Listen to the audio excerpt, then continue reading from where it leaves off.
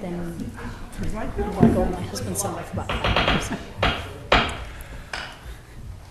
We'll let this meeting come to order in order to discuss issues of concern and to prepare items for its future agendas. The Morgantown City Council meets as a committee of the whole on the final Tuesday of each month. We do so this evening of Tuesday, February 27th, 2018. No formal action may be taken at a committee of the whole meeting, and yet, according to Council's general procedure, issues may not be introduced by council members in regular meetings without first being discussed at a committee of the whole. Citizen input, and thank you for being here, is welcomed in the public session of this meeting. There will be no opportunity for public discussion of issues as the meeting proceeds. Our first order of business is a presentation, an overview of the proposed budget, and our city manager will take over. All right. I think I'm going to step up the podium.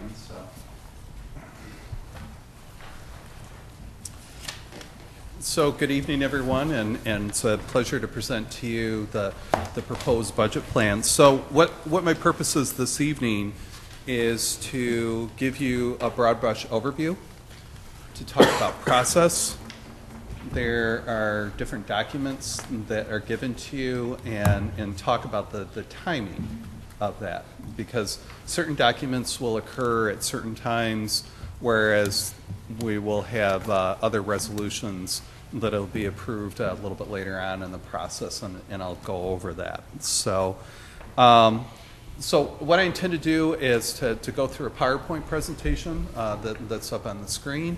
And so we'll start out really looking at the big picture. What is the vision of this? And the budget is to carry out our strategic plan. So we met late in September.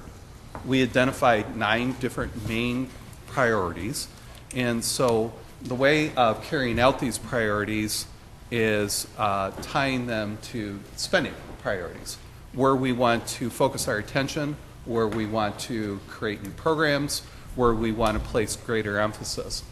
So in the broad scheme of things, we identify as 4 areas: enhanced amenities, which we'll talk about. Probably our key project is the improvements to the Hazel Ruby McQueen Amphitheater, Riverfront Park.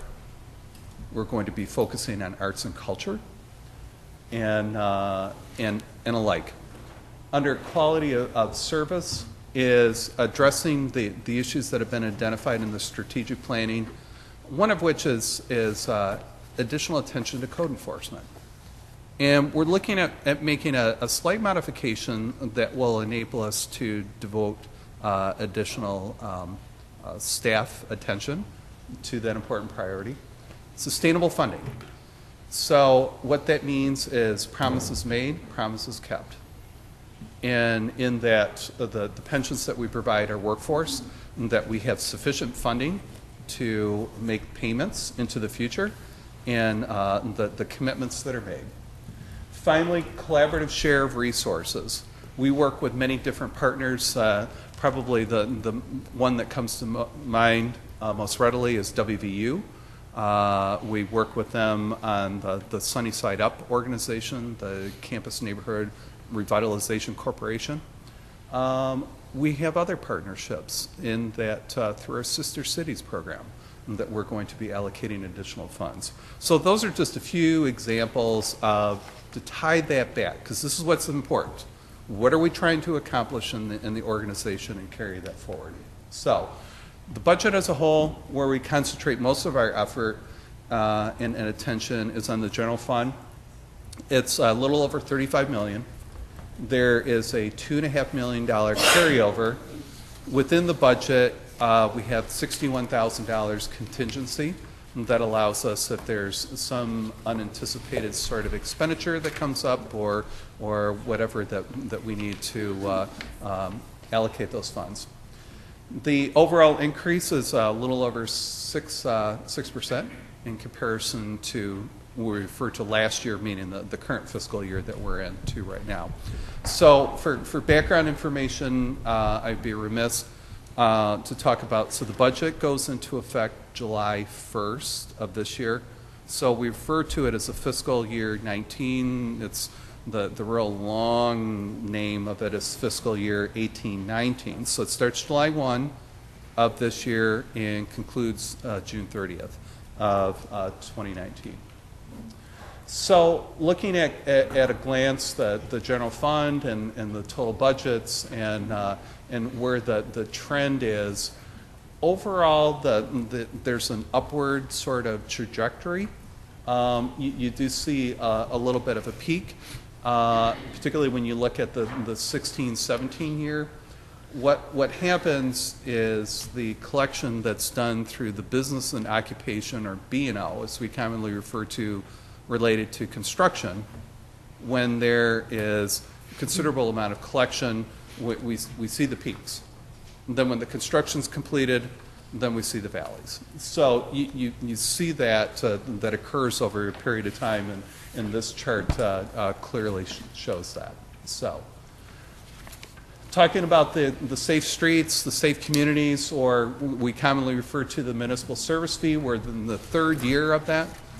We anticipate collecting $4.5 million, and there is an appropriation to the capital escrow fund, which is about $2.3 million. That includes the road paving program, as well as vehicle replacement. And out of that portion is that we anticipate later on this year that we will be paving $1.8 million worth of streets. So out of those funds that we are still looking at the potential of allocating funds towards sidewalks, but at this point that has not been determined at what amount and what percentage. Those sort of details, those will be forthcoming. But the pot that we have to work with is the $1.8 million. The contribution that's made to the fire and police pension that gets into the fiscal sustainability is $2.2 million, and this is a sharp 38% increase. But there's more that can be done in that area. Going on, fire fees, which is a significant part of the budget, is a little over $1.2 million, and the benchmark that has been set aside is to look at how much of those fees actually cover the operations of the fire department. Right now, it's at about 50%, but it's declining. Reason being, because of the SAFER grant, we have increased our workforce. The cost have increased, and the fee is not keeping up with that pace. That's another consideration for another day, but I'm just drawing your attention to that. It's not a mandate, it's not a requirement, it's a benchmark. So that's something that we measure that up to, and to see, does the fee adequately provide for the fire department. So with the business and occupation on the construction, we account for any large projects that cost over $5 million, and we're looking at a slight increase. So in the current year, 1.3 million up to 1.6. And we'll get into a little bit more information about what we're anticipating. So we were very fortunate. If you had a chance to look at the budget document, there was information that was put together by WVU, the Business and Economic Research, and we are very grateful that they provided that information. It provides a key insight of what is going on in the broader economy, what occupations are emerging, what sort of industries and alike that we can identify, and where the growth potential. So we had an economist at WVU help us with some projections, and they've identified there's a number of projects that there will be B&O construction revenues that we will be drawing upon for a few years. So it includes the Children's Hospital, the B&E building, Hodges Hall, and then other infrastructure projects such as the Mile Ground, and then of course our own Hazel Ruby McQueen, the amphitheater project, and then last but not least is our municipal runway. So they went through detailed projections, and so if you look in the budget document, there's a chart that shows. Now, if you compare the numbers of what we calculate for the upcoming year, we take a pretty conservative approach. Take a look at, it's in smaller print below the chart, and we explain the difference between, it's kind of an accounting term, but we're taking the much more conservative approach of what cash is, what we anticipate that'll be coming in. Whereas the timing of this project, usually the B&O tax is paid upon completion. So there's a little bit of a lag. So what we're looking at being much more conservative of anticipating when those dollars will be collected. So talking about our workforce. So we have 16 new full-time positions, 12 of which have already been approved midway through the year, which is through the SAFER grant. We have a new department director position that's a cultural programs development director, a GIS analyst. We have a shared position with finance and human resources. Then lastly, we're proposing an additional residential building inspector. So, and there's 2 part-time positions that are included in the urban landscapes that were requested. So, of course, like many employers, that the cost of doing business and health insurance, healthcare is going up. So we're certainly experiencing that ourselves. We are making an attempt to include a cost of living increase at 3%, and that's estimated at $375,000 for the current workforce. So here's something new that we're doing, and this has been discussed a few times around the dais here, but much more informally, is we're establishing a minimum wage. And being a leader as an employer in the community with the hopes that other employers will take notice and will follow our lead. So you have to lead by example, and in doing so, we have raised there's certain wages and to move them up. So that consists of 25 city employees, 4 at the airport and 8 at Bow Park. We have the dollar amounts respectively for those positions. So additionally, there's some rate changes that we're making for interns and part-time employees, and again, a valuable part of our workforce. But so I wanted to particularly highlight this, and so those costs are reflected in this budget document. So our fiscal condition.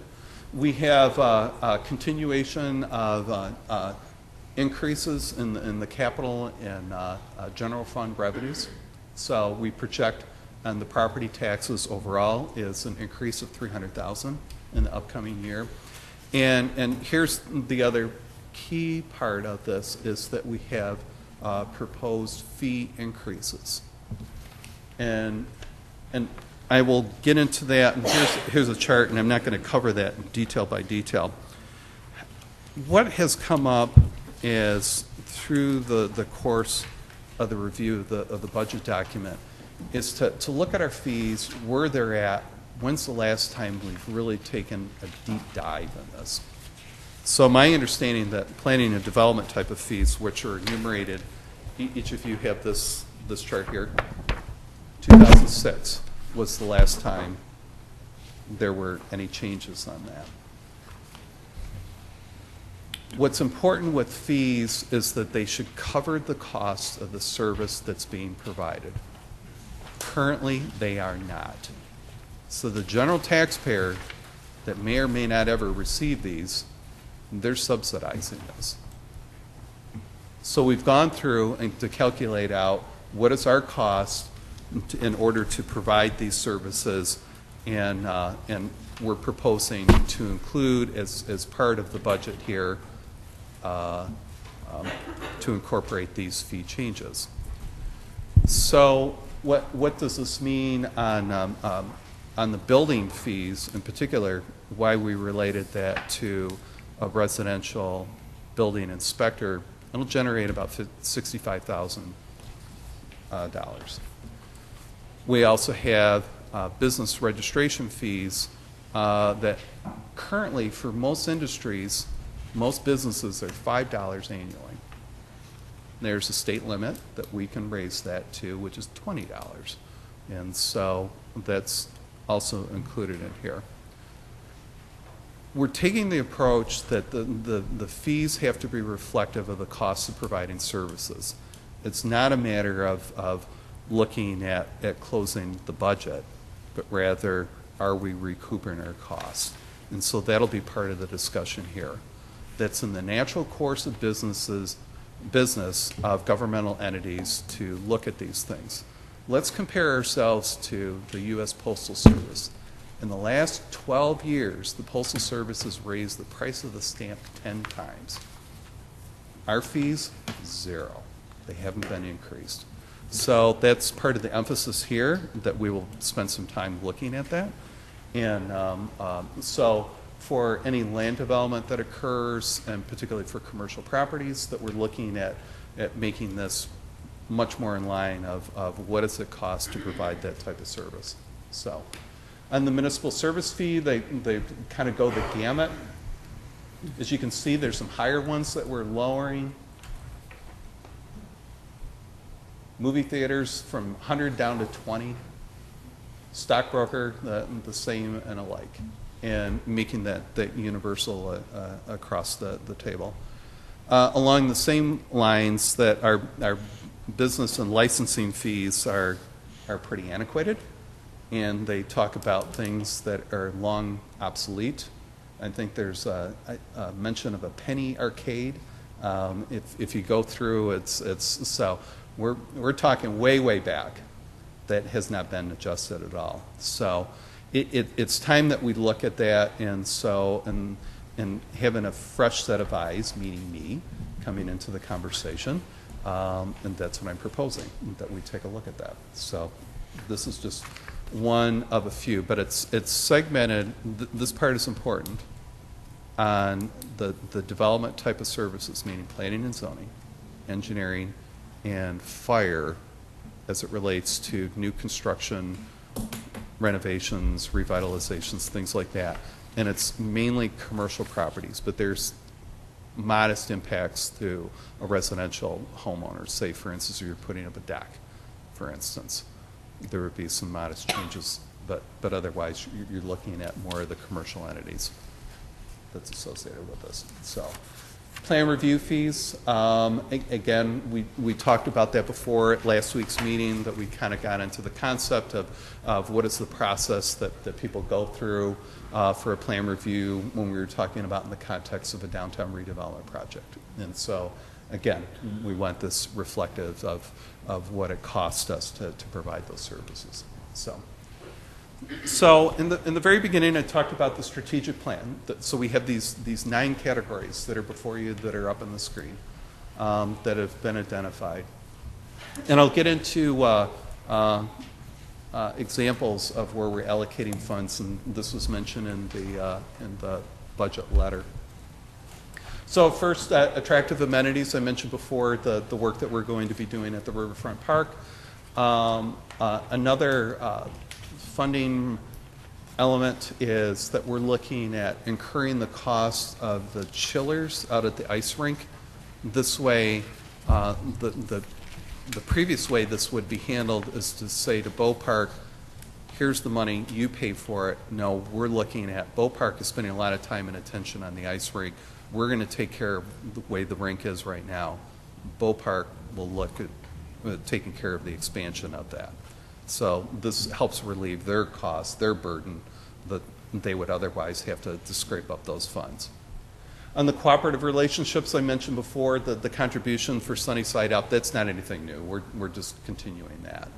So, but there was a request that was made by the Sister Cities Commission for $5,000 for really a wonderful amount of where they're spreading these dollars out, and it impacts the lives of many individuals, whether it's children or scholarships, to be a host to our 2 sister city communities in Mexico and China and the like. So, excellent city services. What we're finding is that our key internal infrastructure is our information systems.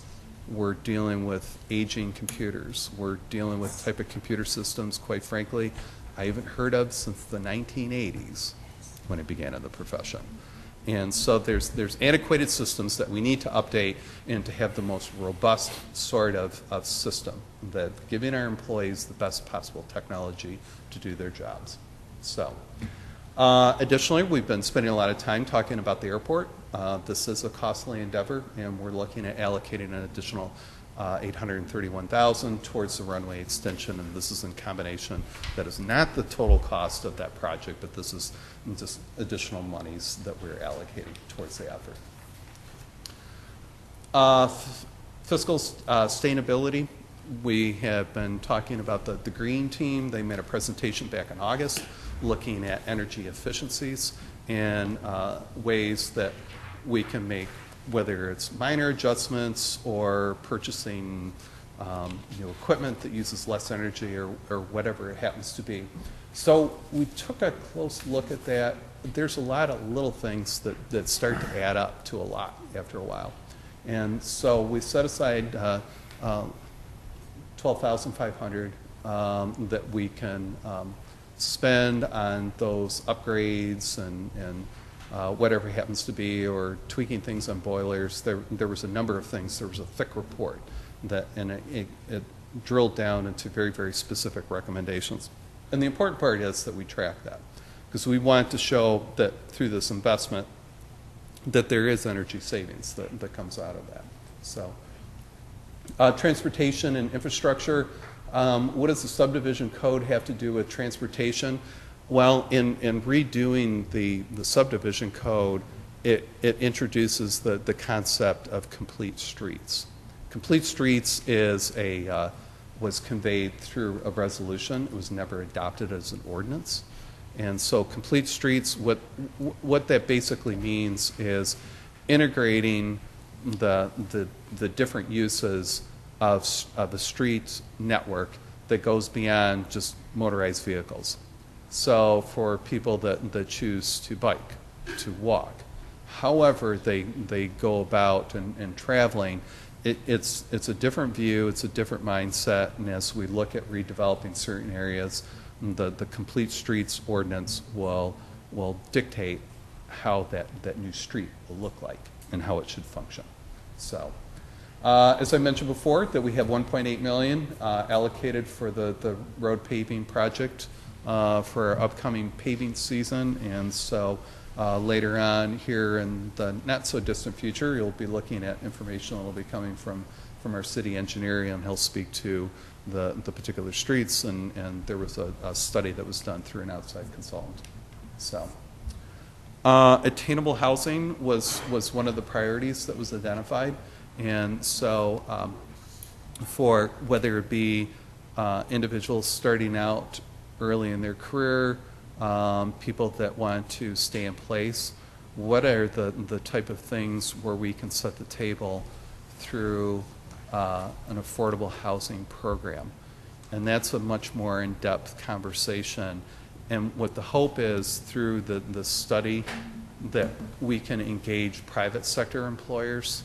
There's things that we can do to help promote making housing affordable for people that want to live here, because for the employers, it's in their best interest for, say, lower paid staff or support staff who otherwise have to live a great distance and incur great transportation costs, as opposed to if there was available housing here that people wouldn't have to drive so far to get to work. So that study will kind of uncover what sort of policies, what sort of programs, and go about this in an innovative way. But that's monies that we've set aside. Vibrant downtown. So we spent considerable time talking about that last week, but here's an element following our meeting last week on Tuesday. We had the Main Street Morgantown meeting, and I kind of gave them the update about things going on in the city, and I mentioned the facade program, and there were several people in the room that perked up when I mentioned that, hey, there's going to be money that's available. So honestly, we talked about the bigger developments, but honestly, really taking an effort of looking at retaining the valuable network of local businesses that are here. And this is the way that we can do this, is through facade program, and I know that Main Street Morgantown will utilize those dollars wisely. So looking at the overall, the revenue side of things and expenditures as we move forward and identifying where the different taxes are coming from. So the B&O taxes are the greatest source. They come into the general fund at $12.5 million, and property taxes is much less at 4.5 than the other taxes that come in as well. The hotel motel taxes, those are an in and out that we collect, but yet go to the Convention and Visitors Bureau and distributed accordingly, what is restricted according to those particular revenues. So on the major fee revenues, so of course this demonstrates the third year of the municipal service fee, which is at the $4.5 million, and so we have a pretty good idea what the collection is on those, and then the fire fee, which is showing a little bit of a downward decrease, but that's something I think we need to revisit at a different meeting. That's a much lengthier conversation in itself. When we reach the end of that grant, so the SAFER grant, of having the greater conversation with the community, is this something, do we want to make an effort of retaining the firefighters? And so there's different options that are out there. But for now, I'm just drawing your attention to that, and so to say that that's something that we need to discuss on another day. On the personnel and operating costs, so we are looking at expanding the workforce through the grants. We're looking at making a much more vibrant downtown and waterfront area through the cultural programs development director and alike, and looking at incurring slightly higher wages, so for the workforce here. So when you divvy up the pie, that's of course police and fire take up just about half of our cost here of providing a safe community, and you can see the other main categories, and the second largest, which is streets and transportation, which is an important part here, that and namely through the fee that enables us to provide that network. So as I mentioned before, that the study that was done by WVU and the Business and Economic Research, they talk about the regional outlook, and in that report, they say that Mon County has the strongest economic growth in recent years. We have the highest job growth, and it identifies these particular sectors and what are emerging in this area. So I think that's important too, as we take really the long view and where we're heading and where the possibilities are. So next steps in the process. So I want to kind of review, and I'm going to hold up some of these documents and what do they mean and when are we going to be taking them up and alike. So assuming that you pass this forward, so there is the ordinance that we would have two readings on this. So the ordinance, which is for the general fund and for the coal severance fund. So there's two readings on that, and that has to be completed by your second meeting. The deadline is that we have to send it into the state auditor's office no later than March 25th. So that gives us 2 cracks at this. So additionally, there will be ordinances, which is in this packet here, which get into the fees that I've identified. So there's 2 main classes of that. There's the business and licensing. Then the remainder is the planning and development. I lump that in. So, which is the development services engineering and the fire as it relates to new developments or rehabs. So those will be looked at respectively at the March 6th and the 20th meeting. I'll have a public hearing for the ordinance at the March 20th meeting. So At the same time, all right, so more documents in front of you here. So you have here is a 5-year capital improvement plan. And this is required by our charter. And so we're putting this in a nice format before you. The important thing to know about this is a plan document. So the budget allocates the first year of this plan, but as we go through subsequent years, this could be adjusted. So it's not a mandate to spend into future years, but rather it's a plan. So this will give you an idea of what sort of equipment needs that we have many years from now, and put things into context of what are the challenges and the opportunities that we have. So this document can be approved by resolution, and what I would suggest is that would come before the March 20th meeting. So there's not 2 readings on this, but at least it gives you a little bit more time to look at this, ask questions, get a pretty good feel for what's going on. Also, what will be adopted by resolution is 3 separate funds, which will be the capital escrow fund, the airport fund, and the Met Theater fund. So again, that'll be done at the second meeting, not at the meeting next week. So once the ordinances are done, there's information that's compiled and given to the state. Oh, I would be remiss, I want to mention one other caveat. As we go through the ordinances, there will be a slight revenue change because there's amounts that have not yet been determined, and I believe that has to do with the current fiscal year. It's just a kind of an odd caveat that I wanted to mention to you, that there'll be a very, very slight change, but the budget itself will not change. But there'll be a number change, and the numbers have to reconcile. It's more of an accounting issue, so that's a small thing to point out.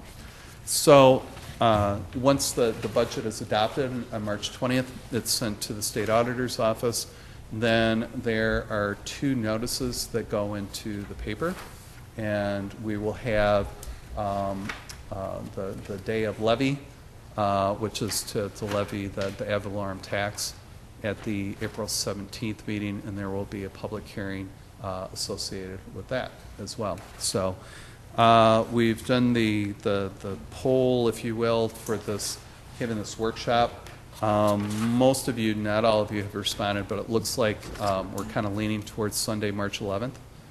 And that'll be held out at the Botanic Garden, but that's all for you to collectively, that was the one date that worked so far on those that have responded, but there's a few of you that didn't indicate on there. But I don't know if you want to firm that up yet tonight or talk about that, but I just wanted to mention that if we get that budget workshop, and we're dealing with a lot of moving parts here, and so to give you an ample opportunity to really, ask a lot of questions and study the information. So as I wrap things up, I would be remiss. There was, as I say, it takes a village to build a budget. So there's many of us that have been involved, and Ryan Simonton, Jim Goff, who's in the room here, Carol Allen, that's part of my staff, Ken Tennant, Chris Fletcher, and Damian Davis, and there's a number of Jim's staff that I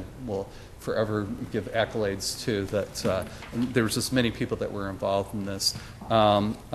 Andrew Stacy did this awesome book and helped me with the PowerPoint presentation, and Angela was very much involved in that as well, of kind of the message that we came across. So I just wanted to pause and give thanks to my great team that's helped out and to put all this together. So I've given you a lot of information. So hopefully this made sense, and from kind of the broad brush overview, what is our priorities, where we want to be, where we're going, and alike. It's a pretty ambitious plan, but I think we're right-sizing the organization. We're taking a look at the fees and permits, really where they should be, and looking at a bold future really through our strategic plan. So with that, it concludes my presentation, but if we, depending on how detailed the questions you have, Director Goff is here to clarify any information, or I'll do my best. So, Great. Thank you very much for your thorough presentation. Much appreciated. Questions, council members? Councilor Wendell. A question and then a statement. There was on the B&O taxes, there was a new building that was B&E building or something. What was that? that's on WVU's campus. That's the business and economics. Oh, okay. Going in the location currently at Stansbury Hall. Oh, right. Okay, Yeah. I get that. And what Yeah. I wanted to just say was, this is amazing that you got all this done, and it's so detailed, and a lot of things that we've talked about, either here or with you, are incorporated in this, and it's just, it's very cool. Thank you. Thank you. Councilor Salim. Let's see. So I very much appreciate also the detail and the information. I'm curious about a couple of things, and I think it's best just to ask when you don't know. So the Mile Ground Road Bond, just a portion of that must be in the city. Is that It is. So we did clarify with the economists the portion that would be in the city, what we would actually be. You're right, because I Good. think there's a larger portion Yeah, of it it's that is huge. not Yeah. in the city. right? But good that we're figuring out that we're Right. figuring that out. Yeah, so we made that distinction of making the delineation of where we would be collecting revenues and where we are not. So, and this is Good. taking into consideration our current boundaries, the way that they stand today. Absolutely. Right. That's all we can use. I really appreciate the establishment of minimum wage, and in part it's because I think it's the same economist that was working with you on, is it Deskins or something? Yes. Yes. So the same economist was working with our Chamber of Commerce and put together some information. And one of the things that they determined was that there were lots of wonderful positive things about our area, but two problematic areas were low wages and high cost of housing. And so Right. within your budget, you have remedies for both of those, at least from a city perspective. Right. And so I think if I were a business owner in the city of Morgantown and I looked at low wages and I wanted to sell restaurant meals or and pretty much any type of service, I would be appreciative of bumping up those who are toward the bottom of pay scales, because those individuals usually expend their funds and then would have more money in their pocket for basic needs, but also a little bit more money in their pockets so that they could help purchase goods and services in the city. So it all kind of goes together. But I really think, in part because of our high cost of housing, it's smart to be able to retain good employees and pay people a little bit more toward what they're worth. Let's see. And I really appreciate looking at these planning and zoning fees. I know that some people might not appreciate that, but it's just smart business, and we've attended some of the National League of Cities meetings where they did show fees that help pay for the cost of the service, and I just think that that's very appropriate, and when someone's doing a building project, they expect that there's going to be some cost involved, and so as long as it's a reasonable cost and commensurate with the work involved, that's just Correct. And very- that's the information that we've heard kind of anecdotally is that, other places do that. well, and that they already have it budgeted. And so when they find out that we don't have a plan review fee on the fire, and it's surprising. Here's another little bit of perspective that I bring to this. So previous to coming here, I worked in the private sector. I managed 16 communities, their building operations. So I had a view of across the gamut of rural, suburban, those type of communities. And coming here, quite frankly, it surprised me of how low these are, and that we were just barely not even recouping our costs. So that was the perspective. That was something that came immediately to my attention based on my professional experience. That's kind of the consultant side of me coming through, saying that, look, we need to take a deeper dive on this. Is this something, are we going to be increasing fees year after year? No. This is something that we evaluate periodically, and it gets into implementing other elements that will be a discussion for another day, one of which is rental housing and the fees that are associated with that. We won't be getting into that discussion right now. That's another topic for another day. But just kind of tell you, point of reference of, at least where I'm coming from and the view of things. And so, again, it's not looking at shoring up a budget. It's really looking at, we need to recoup our costs. The general taxpayers at large should not be subsidizing this. Right. Totally an equity issue. So the municipal license fees, I'm wondering if, and I don't know who would know this, but the history of those fees, because I think under home rule, some of the other municipalities had done something similar to this, and so that may be home rule that now is in state code. But anyway, it's interesting, all those different fees for different businesses, because it's not commensurate with the amount of money those businesses bring in or any other thing. So right. That's smart to have those all be 20. So I really, really appreciate the excellent city services and looking for improvements in information technology, because I just know that that's what we need, and we've been asking for that for quite a long time. So that's very appreciated, and especially anything that can be done to bump up Wi-Fi different places, both for your employees and also for people who use all the different public rooms and head over to the library when they could be here. So I appreciate anything that can be done, and I know that it's old buildings and tough walls, and that it's a trick. I'm not expecting a miracle, but anything that we can do to bump up our computer capabilities. Appreciate some more money for the airport. That's right in line, and then working on those assessments by the Green Team, because I think that there were some genuine cost savings to be. There is, and what was described at that presentation back in August, they keep referring to low-hanging fruit. Yes. And there is some simple things. Interestingly enough, I guess to our own credit, is that there's recommendations that are in that report that we've already done. So there's these lights that are activated if there's not occupant in the building, then or in the room, then they automatically shut off. So there are some things that we have already completed. And can check that off the list. The other nice thing about this is, and hats off to the Green Team. Ordinarily, for a municipality that doesn't have a Green Team, what you'd be doing is paying a very expensive consultant, and they would take what they call gain sharing, and so a portion of that savings would be paid to the consultant. Well, in this instance, the savings, 100%. Comes directly back to the city. So thank you, Green Team. Yeah, very, very much appreciated.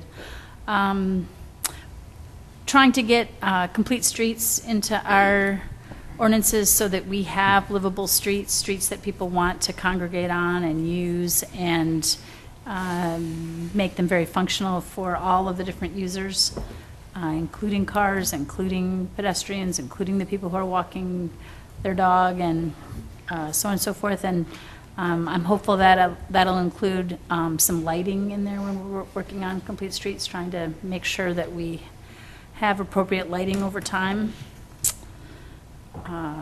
Attainable housing. We have an employee program for our own employees. Is that correct? And is that that still is funded?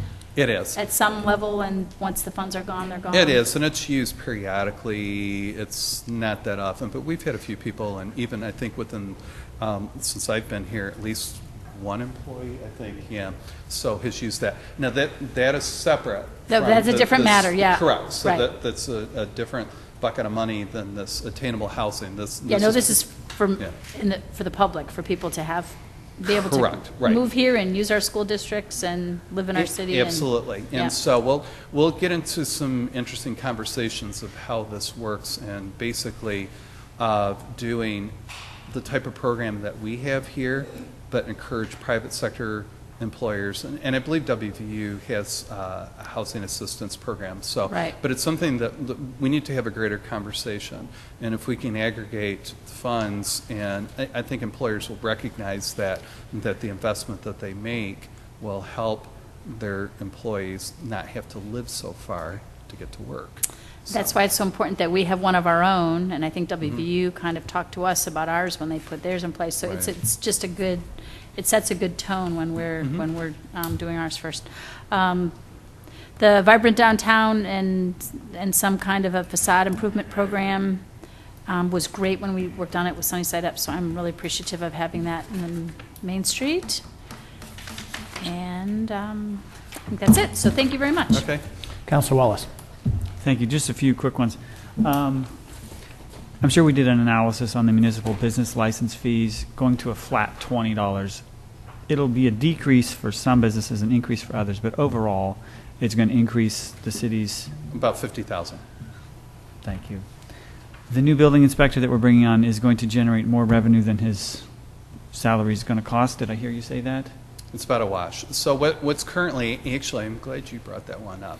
So what's happening right now is that there are so many inspections that are occurring. Our code enforcement officers are going out to do residential building inspections, which they shouldn't be doing. They're licensed to do that, and they're the backups. But by hiring an additional residential building inspector, that'll free up those code enforcement officers that they can devote the majority of their time on code enforcement and not be so much a backup building inspector.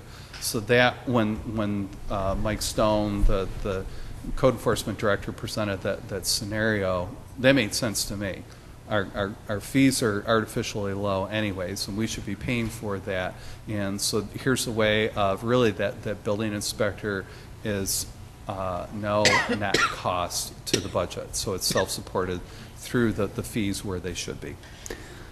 The decrease in liquor tax that might be coming, if that bill is passed in the current legislation, have we considered that or conservatively budgeted for it? No, but I would say this generally across the board, and I keep emphasizing, we do take a very conservative approach because there are those occasions that, because many of the taxes and fees and things like that are consumption-based. So there's wonky things that can happen in the economy that can throw that off kilter. And so if there's a particular segment in the market that's not doing as well, we have other revenues that will make up for that. But with that being said, absolutely, I think that's, we'll take a deeper dive and see if there is a reduction and what does that equate to. And it may be one of these things that we come back and we adjust that downward, once we can kind of wrap our arms around it.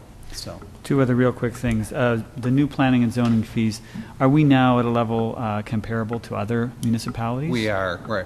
So what we'll talk about at the work session, I'll have Director Fletcher, and he has a pretty detailed sort of analysis. We're going to be throwing more paper at you, but he'll show you what comparable communities are charging.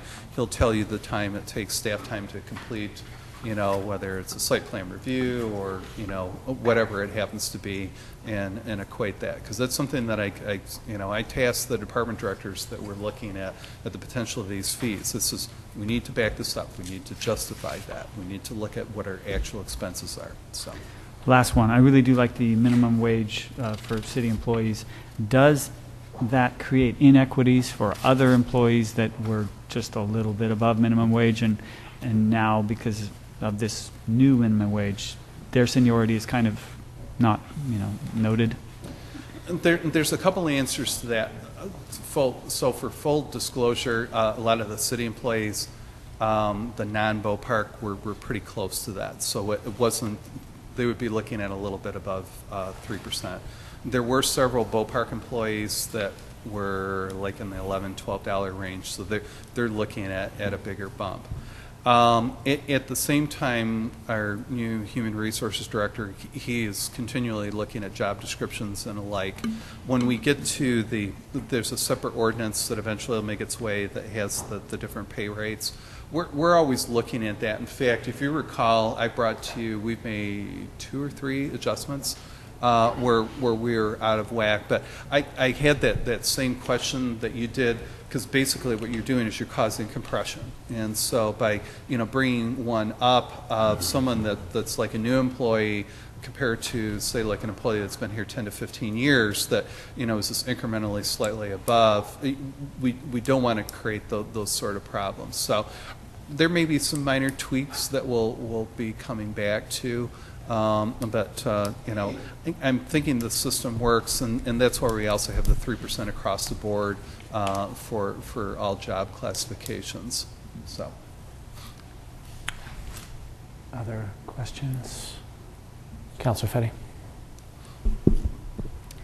I think what I am most pleased about and most grateful for is that looking at this budget and looking at the capital improvements that are being projected and those kinds of things, you can really see how our comprehensive plan and the contribution of our citizens in these meetings and in our neighborhood association meetings is really not trickling up. has reached you and has reached our office, and really that is just such an important place for us to be. It's one thing for things to trickle down. It's another thing for the voices of everyone who sits here and watches so diligently to really have a plan like this, because it addresses, as far as I can tell, it addresses so many of our difficulties. And so I'm so pleased, and I am first very, very happy to see that we are raising our minimum wage because we should be treating our employees well. But I also wanted to note that I was so excited to see that we are moving towards having an arborist. We are addressing some of these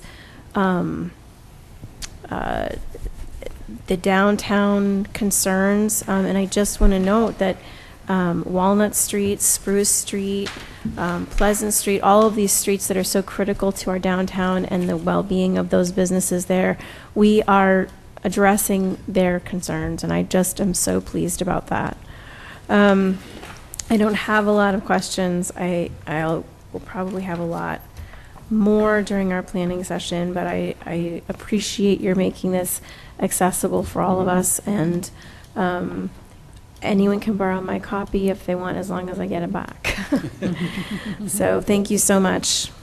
yeah, absolutely, and we'll make an effort. We'll include these things online, so anyone at home or in the audience here want to review the same materials, and so it's a lot of information, but I think it's important in this conversation that not only identifying where we are right now, but put that in the context of where we're heading 5 years out. And so the things that we need to take care of keeping our house in order and alike. So it's, like I said, it's articulating a vision through numbers. And so I appreciate all of your work and dedication in identifying, what are these key strategic priorities. And so it's our pleasure to come up with a spending plan that really moves these things forward. So. My turn. You thought you were done, didn't you? Oh, no, I knew I wasn't done. But thank you for the compliments, and right back at you. So Thank thank you. Just briefly, and maybe for the public's sake as much as ours, the fire fees funds over 50% of fire department costs. Somebody might ask, why shouldn't it fund 100%? Well, historically in the past, it's been anywhere from more towards about 60%. So this 50%, it's not a mandate, it's a benchmark. So how much does that cover? I think the thought is, and if the Fire Chief Karavassis was here, he would tell you that the fire fee leverages the local support through the ad valorem tax. And it may come a time to relook at that whole equation and to make sure that we adequately fund the fire department. And so that's a whole in-depth conversation in itself right now of, at what level do we want to be. And I think by having this enlarged staff, there's a lot of data that we can aggregate over the next few years, and to have the conversation with the community and to greater understanding of what the expectation is. And so, and do we have sufficient manpower? Hopefully it would never happen, but if we had multiple instances where we dispatch out then in an entirely different area of town that we have another incident, and to what extent can our staff handle that strain, if you will. So, but that's a very good question to ask, and so it's kind of a new trail that we can blaze here. Great. And I certainly want to add my praise for the establishment of a minimum wage. I think, as you said, it's important to be a leader in this case. In fact, I just had a piece published in the Charleston Gazette about the wealth gap, but specifically how cities could lead in improving the lives of all West Virginians, and I'm glad to see we're doing some leading here. So that's much appreciated. And it'll also help us attract more qualified employees, I think, if we offer higher wages. So that will be a benefit to the city. Right. Could you, oh yeah, so covering the cost of service, that makes utter sense. Private companies would add a percentage of profit on top of that. That's not something we feel ethically is appropriate in this case, I suppose. No, and it's not so much of the, I think we have to approach it as covering our costs. And so ordinarily when a project manager is working with a client, they have certain expectations of what their costs are of doing similar work in similar municipalities. And so that's what I mentioned anecdotally before, that, it says, well, there's not a fire plan review fee. No. And so it's, whatever happens to those profits, does it go back to the construction manager? Who knows in that regard. But these are, we're not setting the fees where we're higher than anyone else. So this is really making it comparable to our peers. So, and it's one of these that, if we're going to be looking at the development fees, we should be looking at all of them. So that's why you have the list of all of those before you. Great. And the $98,000 for the chiller, is that electrical costs that go into the operation of the chiller? No, I believe it's the coolant type of equipment that's because it'll take some time, before the rink is renovated. But I want to say that's an annual cost that's associated with it. It could be the power. I misspoke. So this is payments, okay, is what Jim was just telling me. So this is a much more costly item, and so that's whenever they acquire the equipment, whether it's through a lease or a purchase agreement or whatever it is. But basically, it's Bopart can forego that cost and really concentrate on additional programming or whatever it is. And incidentally, since we're talking about Bopart, I want to talk about that minimum wage as it pertains to, because there's several employees that it's a larger increase. And there's an additional appropriation. So we didn't say to Bopart, raise your wages, and by the way, work within the same amount that we've given you last year. No. We up the appropriations, so it doesn't diminish any of the programming or anything else that Bopart is doing. So, and so the $98,000 funded by the city. Bopart facilities, of course, are open to people not in the city. So this is, in a sense, just for the record, the city subsidizing the experiences of those in the county and elsewhere.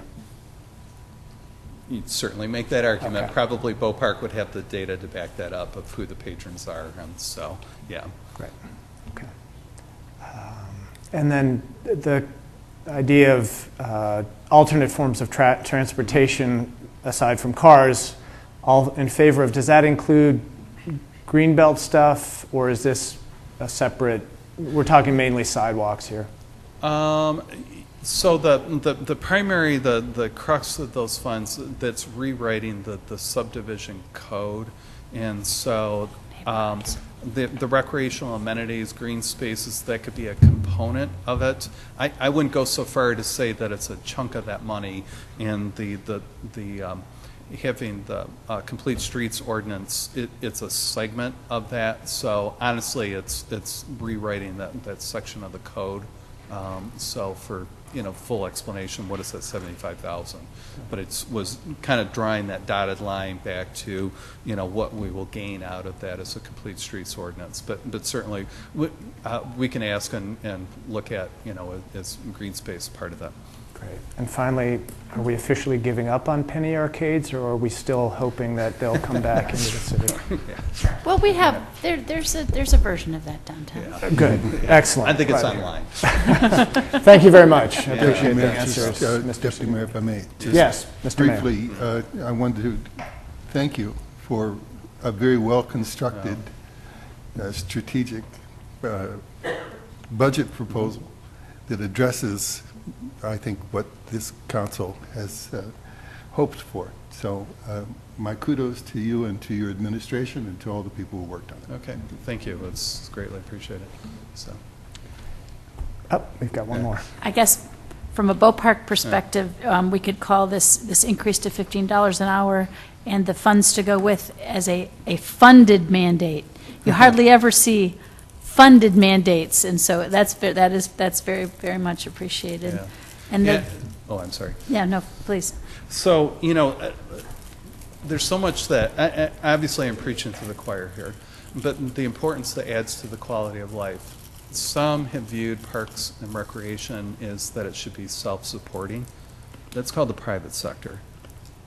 And when you allow access for children who otherwise would not have the resources to participate, this should be made as inexpensive as possible. So children, regardless of, whatever their financial or socioeconomic situation is, should equally have access to parks and recreation sort of programs.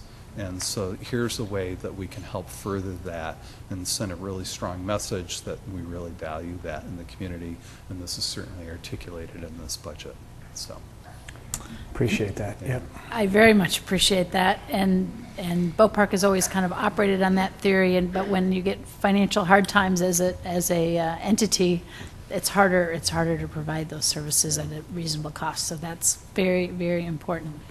As far as the fire fee goes, one thing to keep in mind with the fire fee was that we had talked about periodically going back, not every year, but periodically going back and looking at the fire fee and trying to keep it somewhere at the 60% level, in part because the people who fund the fire fee are different grouping than just the people who pay other fees or taxes, because they're the people who are actually covered by our fire department. So it includes nonprofits and churches and WVU and other entities that may not pay in quite in the same way as other groups, but they all participate in our fire program. So it's great to kind of keep an eye on that so that we keep it in line with whatever our costs are. So. Again, thank you. Okay, thanks. Thank you. And that concludes our single presentation, which brings us to the public portion of tonight's evening. And if there's anyone wishing to speak, we would simply ask that you state your name and address and keep your remarks limited to a tidy 4 minutes. So I declare that portion open if anyone would like to come forward. Maybe a young member of our audience? No, not to put pressure on you. Thanks for being here. Seeing no one approaching the podium, I guess we'll consider that closed. And moving on for items for discussion, the number one, well, why not? The annual budget, fiscal year 2018-2019. We just heard the city manager. Is there further discussion about that item, or if we covered it? Move to the agenda? Yeah, we have several things to move to the agenda, so should we? Correct. So there's two ordinances. So there's the ordinance for the general fund budget, the ordinance for the coal severance fund. We have the business and licensing fees, and then we have the gamut of I term them as planning and development fees. So those are four separate documents, four separate ordinances that'll be reviewed at the March 6th meeting. So is the consensus then to move all these to the agenda? Yeah. Yes. Great. Okay. Next item, number 2, planning and zoning code relating to hotel and lodging or rooming house uses. And I believe we have a guest who is going to fill us in on that. Yeah. Our guest. Yes, Please welcome Lady. Chris Fletcher. Yeah.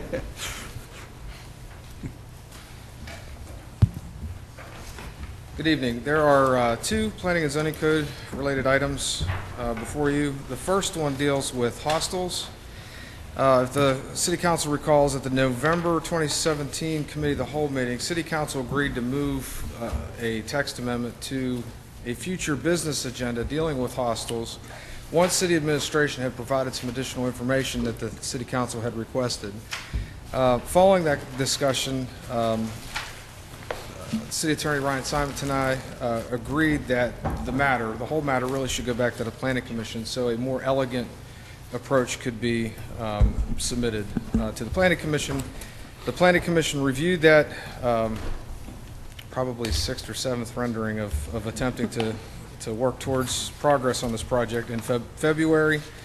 The ordinance in front of you simply broadens the definition for hotel. That way we can interpret a hostel use as being one that is a hotel by establishing a hotel or a hostel in a portion of the building rather than just the entire portion or the entire building, and also allowing as a customary permitted accessory use a caretaker's residence, which sometimes is common with hostels. Also, the lodging or rooming house definition has been modified really to address some of the questions or concerns on transiency.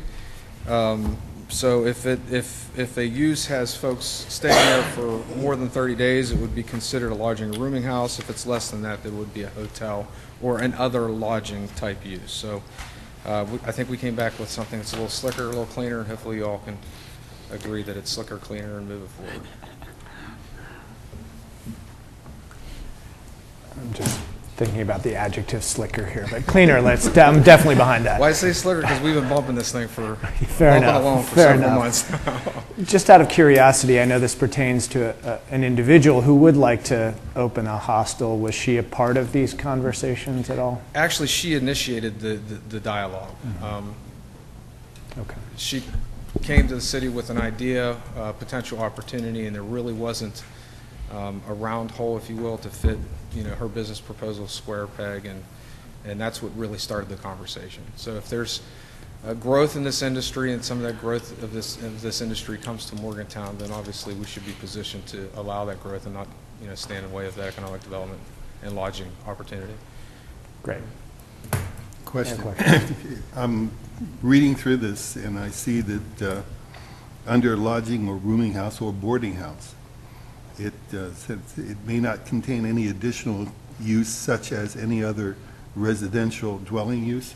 Yes. My understanding of a boarding house is that someone lives there and then rents out rooms. That I would say, I would agree with you probably decades ago. Now I think a lodging or rooming house or a boarding house has really grown into a rental environment, if you will, a rental dwelling unit that really is shaped by what the fire code requires in terms of life and safety accommodations. So your question about this particular definition is actually in response to a lawsuit that we had several years ago where we had a particular landlord that was trying to have multiple, I think it was a duplex, and that landlord wanted a lodging or rooming house designation in each of the duplexes. So we included that language that you're drawing attention to, several years ago, to say, a lodging or rooming house can be within a building, but there can't be another one like that. Somehow it strikes me as a little problematic. I'm thinking in terms of Hot Rod Huntley and all the rest of that way back when, as you suggest, decades ago. I personally am not as familiar with our rental registration program in terms of, what types of units are on there. I have yet, in 12, 13 years being here, come across a rental unit that has that example where someone's living there. It's like the house mom or the house father and is renting out the rooms. I haven't come across that. Student housing is an industry. Those examples of, Hot Rod and former basketball players of prominence in this community, there really aren't living situations or arrangements like that here in Morgantown, at least that I'm aware of. And again, that's really not a matter that's before you now. That's something that was changed several years ago to take care of a lawsuit. I know, but this is an ordinance that we're dealing with now, and I'm wondering whether or not the language is correct. I'm sorry to mess up your elegant solution here, but it troubles me in that I know of numbers of instances where, well, let's remove it somewhat, that there may be a family or a single person, a widow, I don't know. Let's choose a widow, so I get a little sympathy on my side. That wants to rent out a room to foreign students for a period of time. That's okay.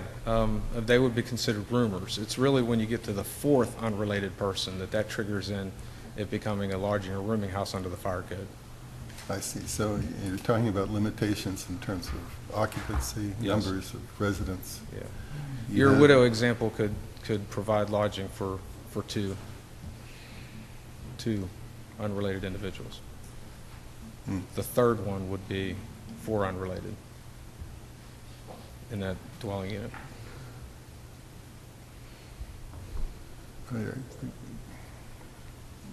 I'm going to have to give this a little more thought. I'll give other people a chance to talk. Council Wendell. If I could just jump Sure, in. sure. As you explore it and give it some more thought, the only thing I would suggest to include in your exploration is what I said before. The instances of your example are far and few between, and I don't want to look in a for university something- community, we have to be very careful how we're dealing with occupancy in terms of building code, zoning, and fire code. So we have been operating with this for several years and are very confident that it's been successful. It might not be successful for the hypothetical widow situation, but we've got a large supply of rental houses, as you know. And this I'm is not part of look- managing I'm that not looking resource. to create a circumstance where people use that as a mechanism to take advantage of the situation. So, Thank you. no, I'm appreciative of that. Council Wendell. So I'm wondering, in cases where a landlord owns a big house in town, and there's 5 bedrooms, and he rents it to 5 different students, does that count as a rooming house? If he's permitted to rent it, if he or she is permitted to rent it out to 5 individuals, and that's not always the case, then yes. At the 4th unrelated person, it becomes a lodging or rooming house, Yeah, but if there's particularly under the fire code. there's a lot of houses like that in town where there's, I see the signs, rent a bedroom for $600 a month, and it's a big house, so I would imagine. Oh, we've got a lot of that. We've got a lot of big old homes in different areas where they're either permitted to do that under the zoning ordinance, and they've made the modifications that they need to make under the building code, or particularly the fire code, or there are lots of instances of that where they're in, say, the R1A district that are grandfathered from the early 90s when the R1A district was created. That. So one other thing, But I would point out that there's still an obligation to meet the building and particularly the fire code in those instances. I actually was a housing inspector in the city of Baltimore at one time, and there was a problem with that, where, just that if you were in a 3-story building that, and people put locks on their individual rooms, there had to be a fire escape in the back, and there was a problem about getting permits for the fire escapes. But anyway, The other thing that I had a question about was, when this came up before, we were worried about like extended stay motels and how that would fit into this whole thing. Has anything happened with that? I think we've resolved that question by just staying with hotel and not trying to bifurcate, what a short-term stay or a long-term stay is. Okay, good, good. Thank you. Other questions? Councilor Fetty? So I was just wondering if this is there's been some conversation about the Oxford House. Is this where the Oxford House would fall, and that kind of recovery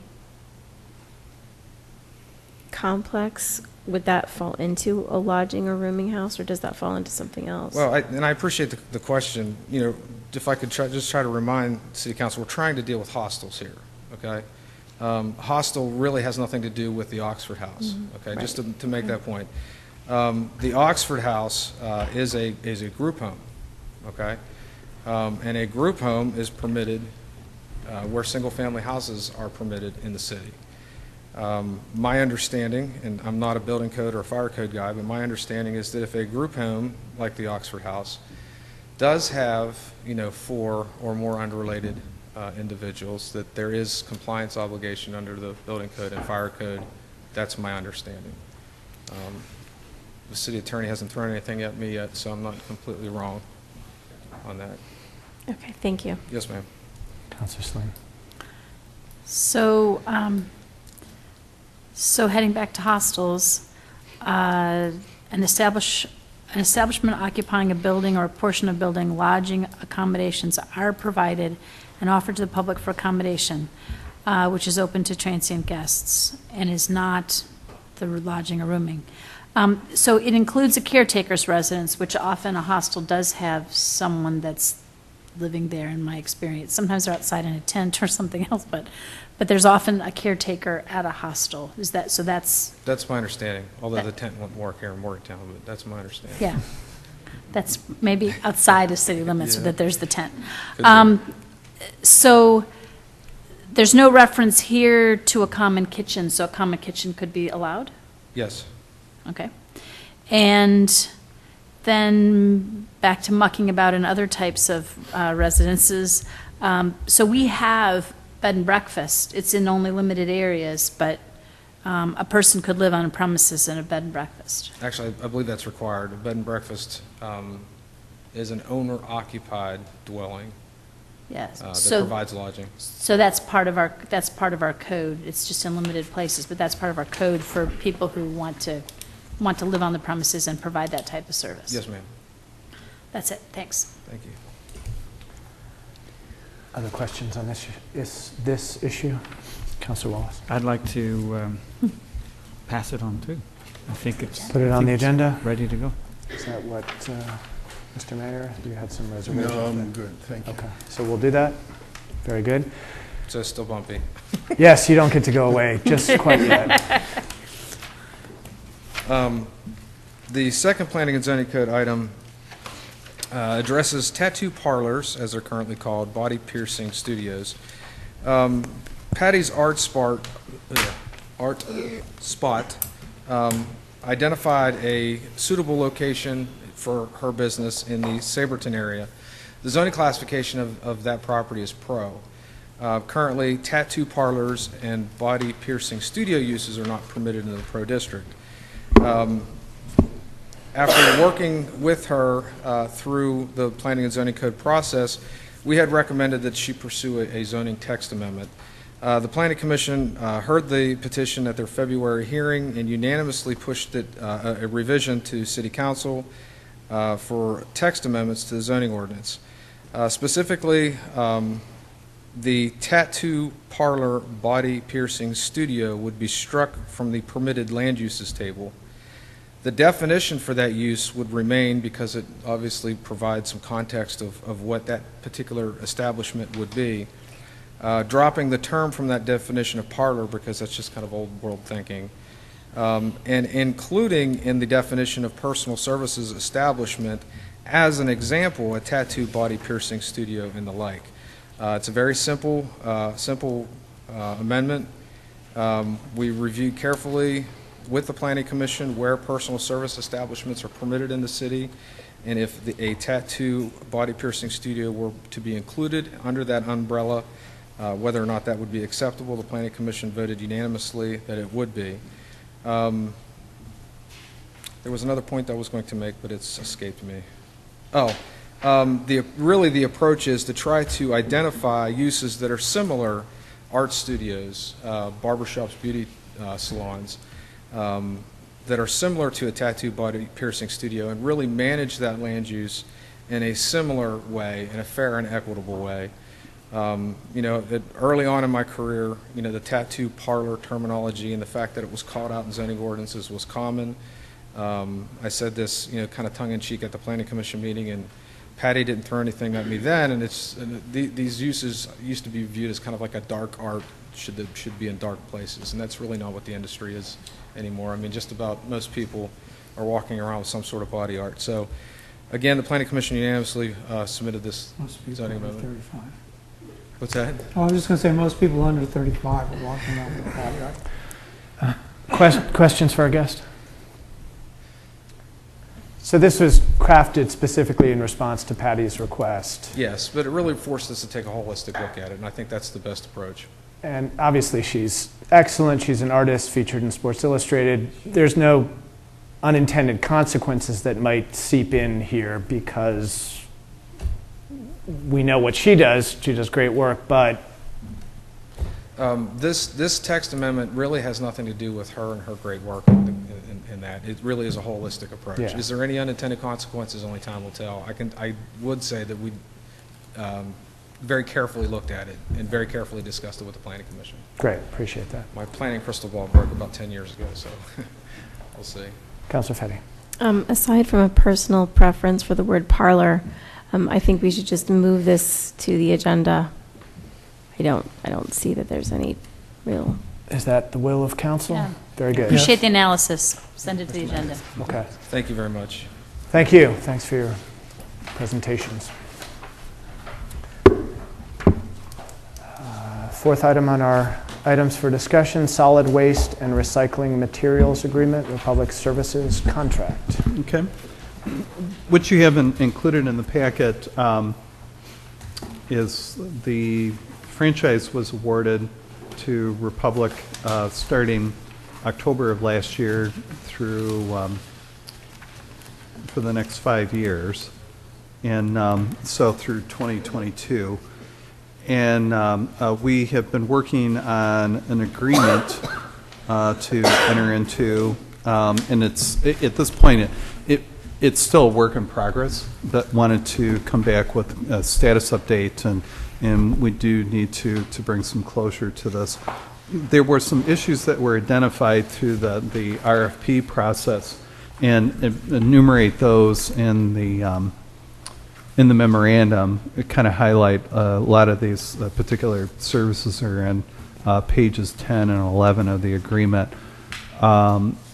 One of which, and this is not in any particular order, but if we are able to retrieve the items that are in the Mon River that get caught up at the dam, and can bring them to the shore side of the river, Republic is willing to haul that away.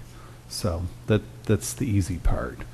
The hard part is figuring out how do we extract that in a safe sort of manner, but that's another discussion, another day. We've asked that Republic provide, at the choosing of the individual schools, a recycling container, and have a regular collection of the recycling materials without charge. They provide a number of receptacles and other items for other public facilities, but the schools were not included as part of this. We include some language in there that introduces the concept of recycling as part of a commercial sort of services, and that there's been some discussion of having recycling, particularly in the downtown area, and there's a lot of moving parts to that, and there's will likely be some fees associated with that, but to at least introduce that concept. We talk about other services. One is introducing the concept of composting services. So to be clear, when we bid this out, not only Republic but the other vendors said that it's not market feasible. Composting, it's a very, very expensive operation to conduct. If there's a way that it can be done, they're willing to do that. And so the way that it was left is that perhaps through working collaboratively with the green team, if there's some way of some vendor that could collect the materials and could properly go through the composting process to result in a product that can be reused, they would be willing to facilitate in that process. We have a curbside selection, curbside collection of electronics and a fee type of service that if it's done outside of that collection period, then a household hazardous waste as well. So this enumerates kind of the highlights of the agreement. It does mention, and there's been some discussion as it relates to if the services are not performed to the satisfaction of the city and how we can remedy them. I would say in most instances we're able to address those issues. There's been some challenges, whether it be weather or other issues that have kept them from collecting trash. However, as issues have come up that we've addressed that to the company, whether the consumer is calling Republic directly or if the city gets involved on individual instances. We are in the process of working with MUB to have them take over the billing.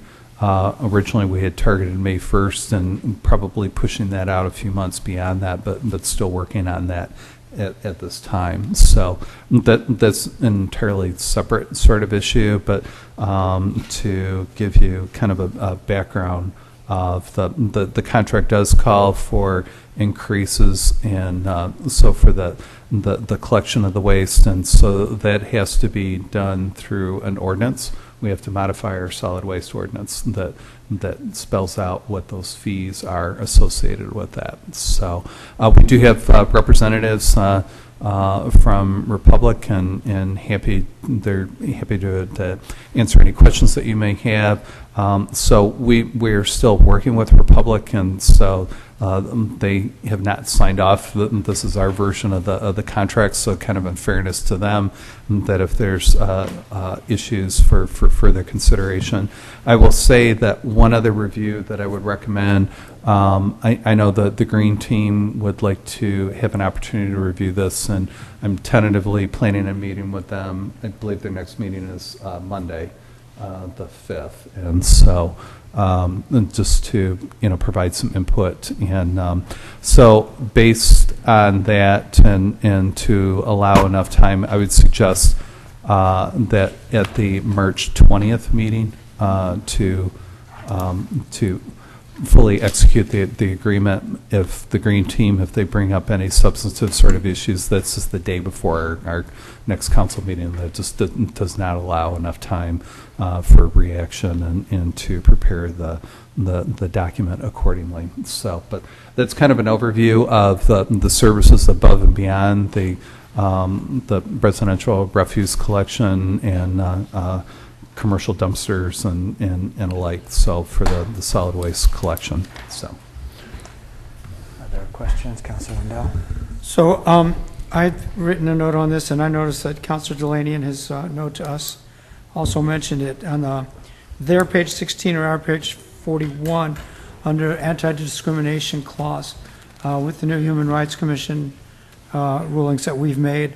Can we add to that whatever we had, sexual orientation, gender identity, veteran status, that were in our ordinance? yes. Okay.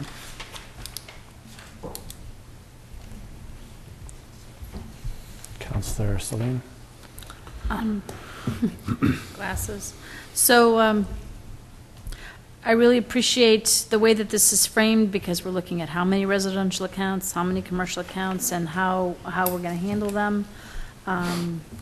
I also appreciate working with commercial businesses who want to have recycling, because I know that there are quite a few of them. And when some of them inquired, the costs involved kind of made them back off. So it could be if we could have some shared recycling facility, not just in the downtown, but some of the commercial areas like in Evansdale, where there's a, like Chelsea Square, where there's like a lot of little businesses, maybe they could have a dumpster or something there, so that it would be both worth it for them and maybe more financially viable for the customer who's wanting the recycling. Electronics recycling, so the option of mail-in recycling, that's like for computer cartridges, or what would be mail-in recycling? Maybe that's a question for them when they come up. And my big issue in my neighborhood is wanting the recycling and the refuse picked up on the same day. It's often, in the winter, it's been the next day, and even when it wasn't particularly cold or anything. And I just think maybe it just couldn't quite get done, so I had to come pick up the recycling. But I think people really count on, and it irritates them when the recycling doesn't get picked up, when the refuse gets picked up. And that's it. Thanks. Okay. Oh, I appreciate the dam, Yeah. the picking up the trash at the dam. Yeah, absolutely. We just have to, Yeah. it used to be that we were trying desperately to get the refuse picked up once it was on shore, because we theoretically had someone who was going to get to shore, and that person retired. Now we're working to get it to shore, and we have somebody to pick it up at the shore. So anyway, Right. these problems require a lot of time to take them. Absolutely. Councilor Wallace. Is there any stipulation about how we get it to shore? I mean, if it's just in a massive pile on the riverbank, do they have loading equipment to put it in a truck, or do we need to kind of, how would They that do work? have it's considered a special waste, and there's handling sort of protocols, and so they would have the ability to do that. But as Councilor Saline alluded to, we've met with the Army Corps of Engineers, and it's a huge challenge, and plus it's not a very safe environment to put someone in there. So it's not like, even if someone wanted to volunteer, because of the proximity, you really have to know what you're doing. So It'll take a few years, yeah. if So- that. So if there's some engineer out there that wants to come up with a new product that could put that into commercial application. Otherwise, the challenge is that when the dam releases the water and then the trash flows down, then it shows up wherever on the riverbanks, and so you could be talking a very wide span, and so there's got to be another way that we can go about this, and so it's as Councilor Saline said, it's time that. But this is a great, I mean, we need to have steps forward. This is a really great step forward. Right. And then we can work on the other half. Right, so You have to at get least some if we half can bring done. it to the shore side, then we know it'll be hauled away, so. Councilor Wallace. I saw in here that we have a special collection section, our page 34, and that's for the city, for up to 6 times per year. Mhm. If, now that we're on a single-payer system, what if some private individual in town wants to schedule a special pickup and additional pickup? Is that something they just do? How would they do that? Not through us, I imagine. I would defer that to our representatives from Republic, that question. Okay, So, and then yeah. one other thing, page 43 for us, the section 21, protection of property, it's kind of a filler, it says reserved. I'm just wondering why protection of property is indicated as reserved. That was a provision in the contract that Republic had initially included related to the city's obligations in protecting Republic's property and the status of ownership of the facilities used for collection. And we intended, based on our RFP and our contract review, to remove that provision if they would agree. Thanks. That's it. Mayor Quacky. I just want to state that in reading through this, how pleased I am with the city's approach in terms of addressing the issues that we've heard so much about. For example, the school pickup and the, of course, the debris that we find in the river. I think it's a testimony to, again, this administration and listening to the concerns and addressing them. So I appreciate that very much. I think this is a good contract. Includes things in it, too, that act as incentives, the idea of penalties where things are not performed in a manner. These are all things that have been mentioned to us in the past, and it's nice to see that they're included. Thank you for that. Thank you. In terms of the school recycling, so they're automatically provided with dumpsters or containers, the schools, or did schools have to petition to get their own? Well, so it's mentioned in there for the recycling. We'd have to determine what that standards is, if it's a pull cart or, what the volume is. There's a lot of details. Well, at MHS, so- it's a dumpster. Yes, That's it's what it's they've needed dumpsters. there. There's no, it wouldn't be a pull. But- They have but- huge Right. volumes of cardboard. Yeah. But So- then it's a matter of working with the schools because the students have to take charge. They have to actually collect the recyclables from each individual Oh, right. right. individual Yeah. classroom, and then they themselves put it in the dumpster. So, but I very much appreciate Yeah. this, the dam, the electronics recycling. These are all step forward. Mhm. So, Councilor Fetty. I would just like to comment for a moment about the penalty section, which I think is very important. We've discussed quite a bit because individual citizens, of course, get penalized if they fail to comply with the code as regards the disposal of their rubbish.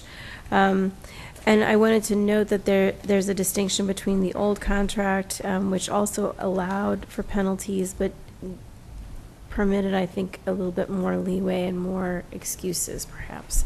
And I was wondering if we have I'm wondering what happened to penalties in the past.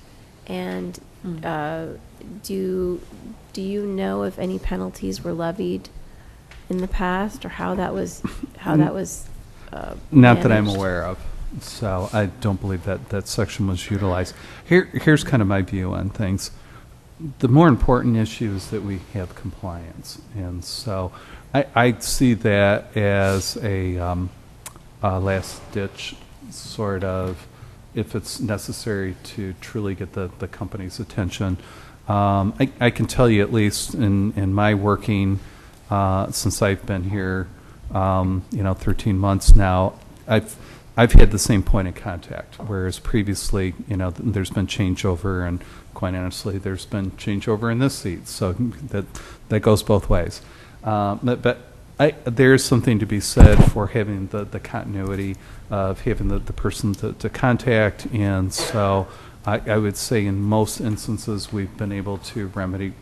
No doubt we've had some challenges, without a doubt, and so I think if there's ways that we can be much more proactive and the communications end of things, there was some issues that during the holiday season, and it was the perfect storm. So in that of having the horrible weather event and with the holidays and compounded on top of that, weather does have its effect on equipment. And so, the flip side, not in the defense of the company, but we can't put the workers of the company in peril, nor to create any situations that they could harm residents of going down streets that are, ice covered or whatever the circumstances are. But just the same, I think being responsive and having that good communication of if there is going to be a delay and that there's time certain that the trash will be picked up.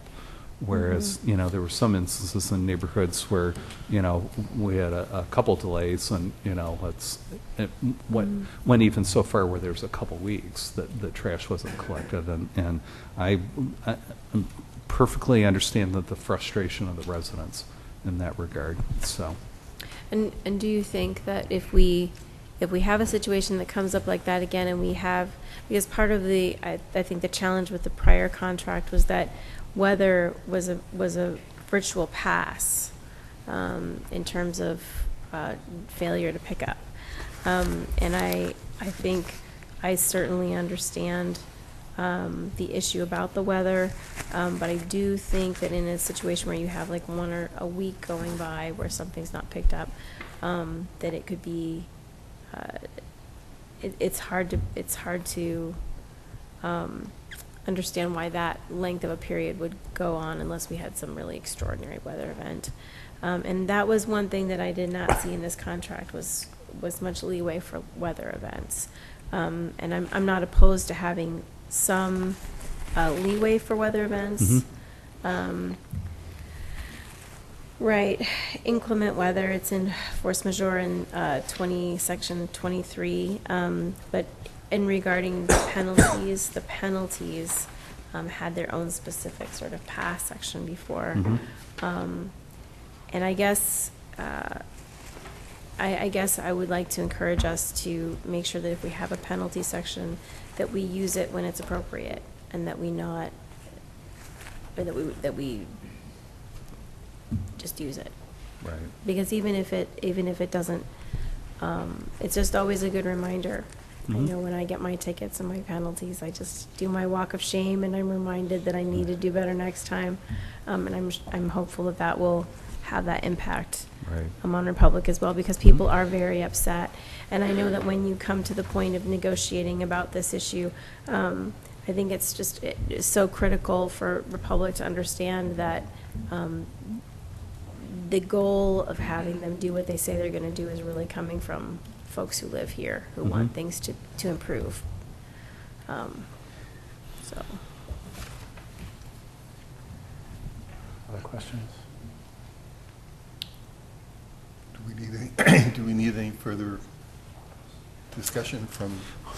Well, it's looking to, so two things that I will forward the contract to the Green Team for their comment, and, look for, again, I would say delay taking up the issue until the March 20th meeting, so that the Green Team, if they come up with specific suggestions. But it's invite Molly McWilliams and John Connerton are here from Republic, and so kind of allow them to kind of make some general statements, and if there's questions that you have. So. Good evening. Thank you for inviting us this evening. Two questions that I have written down that were specific is, first of all, the special collection schedule. Currently, we are in talks with MUB, working through all of this billing, and it's definitely complicated, to say the least. I would say from a special pickup standpoint, typically a customer would call our call center and just schedule us to come out. What happens at that point is we discuss what it is that would be in that special pickup. So it may be a bulk item, it may be, which there would be no charge for.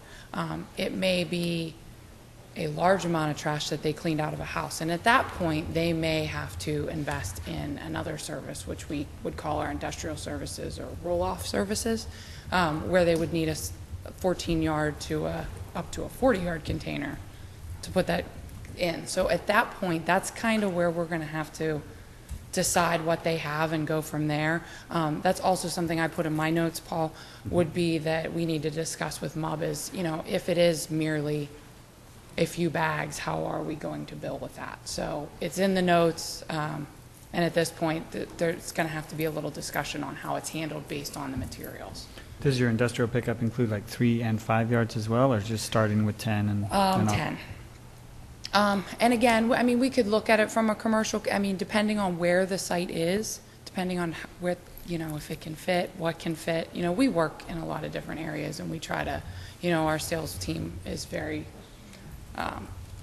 they're very open to going out and trying to give them the best solution possible. And I know there's a lot of tight areas in the city, so at that point, we would probably just look for the best solution. The other thing I had on my list was the electronics recycling, and you had mentioned the printer cartridges. So what we had discussed was electronics recycling at the curb once a month, and that would entail TVs, computer monitors, VCRs. I'm dating myself at this point, but those types of things. We do have a mail-in program, but that is something that is separate from the contract. A commercial business could speak with one of our reps about our mailback program. That's handled by a third party. We sell that service, and then they can actually have it where they receive a box to put the items in, all the way up to a tractor trailer can basically show up and pallet it. So that's a separate service that's outside of the contract, but something that definitely can be addressed by our reps. The only other thing I wanted to address was the penalties and the weather and everything, and I just wanted to state that my dealings with the city through the weather at Christmas and everything have been superb. Again, Paul speaks about the one point of contact. That is what we want. We want to be able to know what's going on within the city. We did have the perfect storm at Christmas. We were delayed a day, obviously, for the holidays, 2 weeks in a row, and then we were hit with some pretty significant weather. And I will tell you, we err on the side of caution, not only for our employees, but the safety of the city. And I know driving through this city, you have a lot of tight, steep areas, and there are students and general public on those roads. So I will, when we do delay because of that, because of ice and snow, there is because of safety. We will always be in touch with the city to make sure that the residents are aware of it. We've worked with putting it on Facebook. We've worked with doing call blasts to all residents, and we're going to continue, even though MUB will be taking over that billing at some point. We're going to keep those phone lists up to date so that we're always putting out call blasts for residents to understand the reason for the delays. So, and I just really appreciate the help from the city manager's office, because we've been able to communicate, I think, really well, and allowing the residents to understand the delays. Councilor Salim. One thing that happened during the storms that was frustrating for customers is when they would call into the call line, sometimes someone would promise that someone would, and they were doing like wonderful customer service. We will be out there tomorrow and we will pick up your recycling, or, sorry it got missed. We will pick it up tomorrow. And then tomorrow would never come. It would happen more than one day. And so somehow customer service needs to think about realistic promises. And so if somebody calls in and they say, you didn't pick up my recycling, maybe the truck can't come tomorrow. Fine. Say, keep it out there till or leave it out there until your regular day, and one of these days this week we will endeavor to pick it up. But something where people do leave it out, so if your truck bothers to come, it's there, because sometimes everybody puts theirs away because they are tired of waiting. And this is during storms. This isn't just like complete negligence, but somehow the customer service people need to be in line with what you're telling the city and with what you're doing, so they make you look good. So whoever it is, so I completely understand where you're coming whoever from. that is, Yes. needs to know what you're doing and then tell that to the customers. We're learning as we go with the new call centers, and we've instituted a new form of speaking to the customers, so that when they call in, they recognize where they're calling from. And we can actually record a message now that we've used for probably the last, I want to say 6 weeks. I haven't had to use it very much because thankfully the weather has calmed down. But it's called a system called IC Speak. And what we can do is the staff in Morgantown or Fairmont or even in Wheeling, the different divisions we handle, can actually say, valued customer of the city of Morgantown, please understand that these, we can even go into detail of streets or things like that. And I think that will really work on that issue, because we can say, this section of town, we will not be returning until such and such day. Please ensure that you're, and then we can leave those directions. So anything that's clear that makes the customer feel like it's followed up on, then absolutely. You get and a feather get in your that cap, first. and we get a feather in They ours. actually will get that first, which is really nice, because we're all busy people and we don't want to sit on hold sometimes, and unfortunately there are hold times sometimes. So they'll get that first. So they might not even have to sit and talk to a representative, because they're going to get that right up front, like, oh, well, they already know. So the other thing is, if somebody has a pickup on, like my particular neighborhood happens to have a Friday pickup, they'll pick up on Friday but then miss the recycling like many different days. And I don't know if down a truck, or I don't know, and it's not always when it's cold. Sometimes it's when it's cold and they're nicely picking up the refuse and they just can't get to it, but sometimes it's not when it's cold. So I don't know I don't know what's going on. Well, and there again, that's where we have to get with the call blasts and making sure that people understand what's going on. Absolutely. Councilor Fetty? Oh, and I did want to, I don't know if you've had a chance to hear about our revised penalty schedule for our residents, but I think for the second time that someone leaves out their trash receptacle, I think their fine has gone up to, what was it, $200?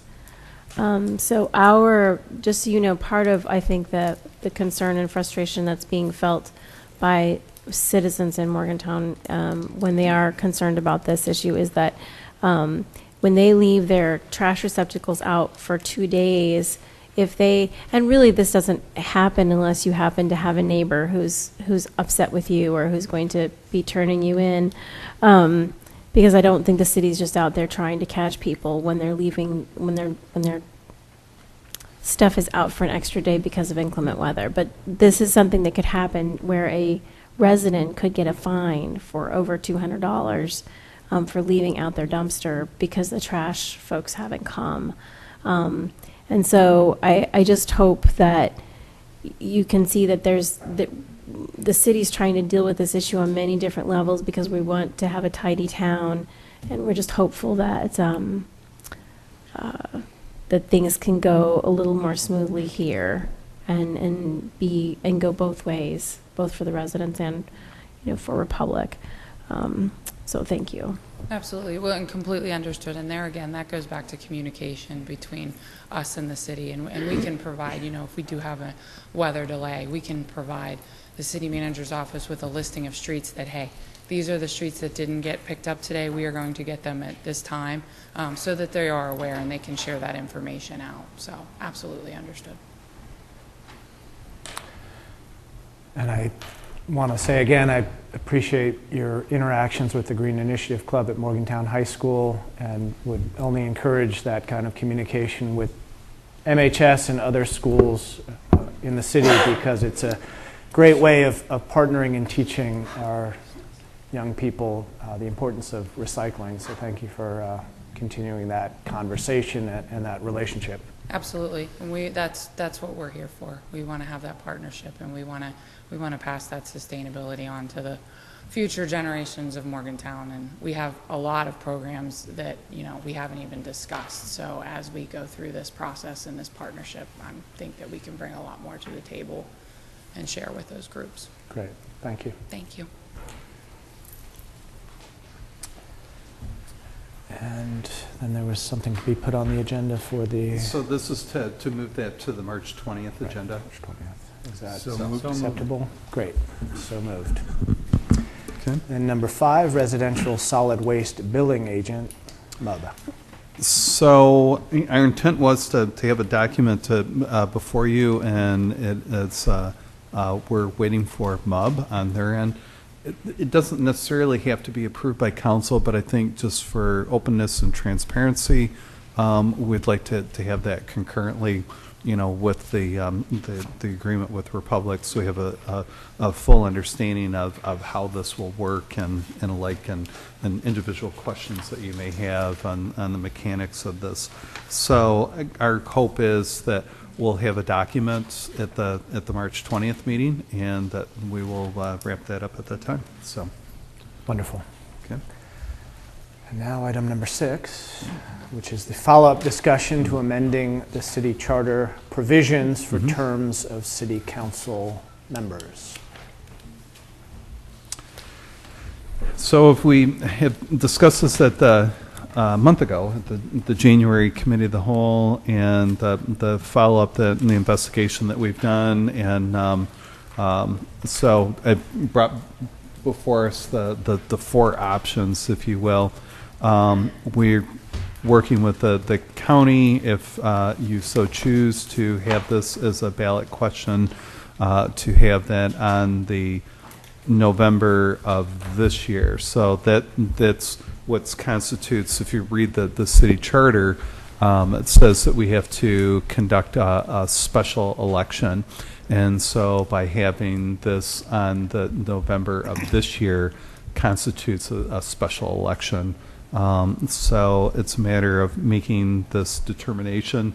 I'm not encouraging you to delay this, but we do have time in that the first reading at the very latest would need to be sometime in August. And then the actual second reading is at a meeting in September. So we cannot complete the second reading any greater than 60 days prior to the election. So. Great. Councilor Wallace. Just a question on that topic. I have been advised that it needs to be a municipal election and that the county election is not a suitable mechanism for having a municipal referendum. So I'm not sure if that's factually correct. I'm sure it's a question of law. I'm just wanting to know if we've looked into that. I'm not aware of any requirement. The requirement to place a charter change issue on the ballot is that a special election be held, and I don't know that there's a requirement of the method. We can, from my perspective, hold a special election by adding a ballot issue to a regularly scheduled election held by the county that's not the municipal regular election. However, I'd be happy to follow up with you outside the meeting and try to identify any concerns that have been raised and investigate those thoroughly. Thank you.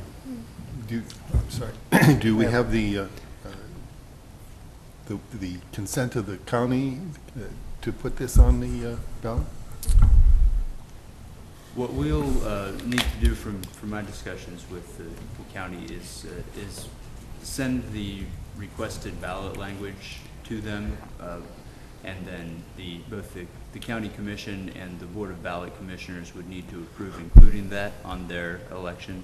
And what they would like us to do is have the language that we would propose for inclusion in that request and to get it to them by the beginning of July.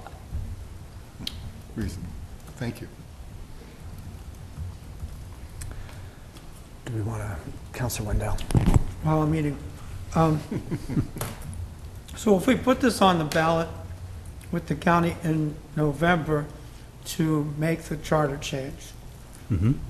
and let's say we want to have our elections with the regular county elections, how does that affect us? Does that mean that we're not going to have an election in April of 2019, or how, when would we do this?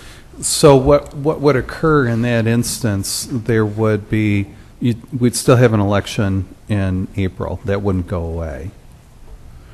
What it would mean is that likely there would be a one-time term of over 5 years in order to get in sync. So thinking that through, so you have the election in 2019 and voted in until 2024. Instead of maybe making it a shorter term and having it over. You could do it that way as well. And 2020. so it'd be a less than a 2-year term. Yeah. And convert over to November of 2020. So it could be done either way. Yes, that is correct. And it has been done. I believe Attorney Simonson can talk about, I think it was in Parkersburg, that they had a 5-year term. Again, just on a one-time basis. So, Councilor Fenny. So in my conversations with the First Ward Neighborhood Association folks and other folks around town, I went from from thinking that really shifting the election to November was the best idea to thinking the opposite. That really, although having the municipal elections in April is frustrating and difficult for a number of reasons, including getting the need to get all of those signatures in the dead of winter, that kind of shift and needing to make that kind of election change would be a very frustrating possibility and likely frustrate some of the goals that we're trying to reach by having by changing terms. But then the primary reason, is that I was pretty convinced by arguments that were made that indicated that our city council elections would just drown in a vast sea of political advertising, political communication, political sort of a that essentially one thing that would happen would be that what we're trying to accomplish, at least what I think the charter is trying to accomplish by having a nonpartisan election, would be completely subsumed and sucked into this very, very partisan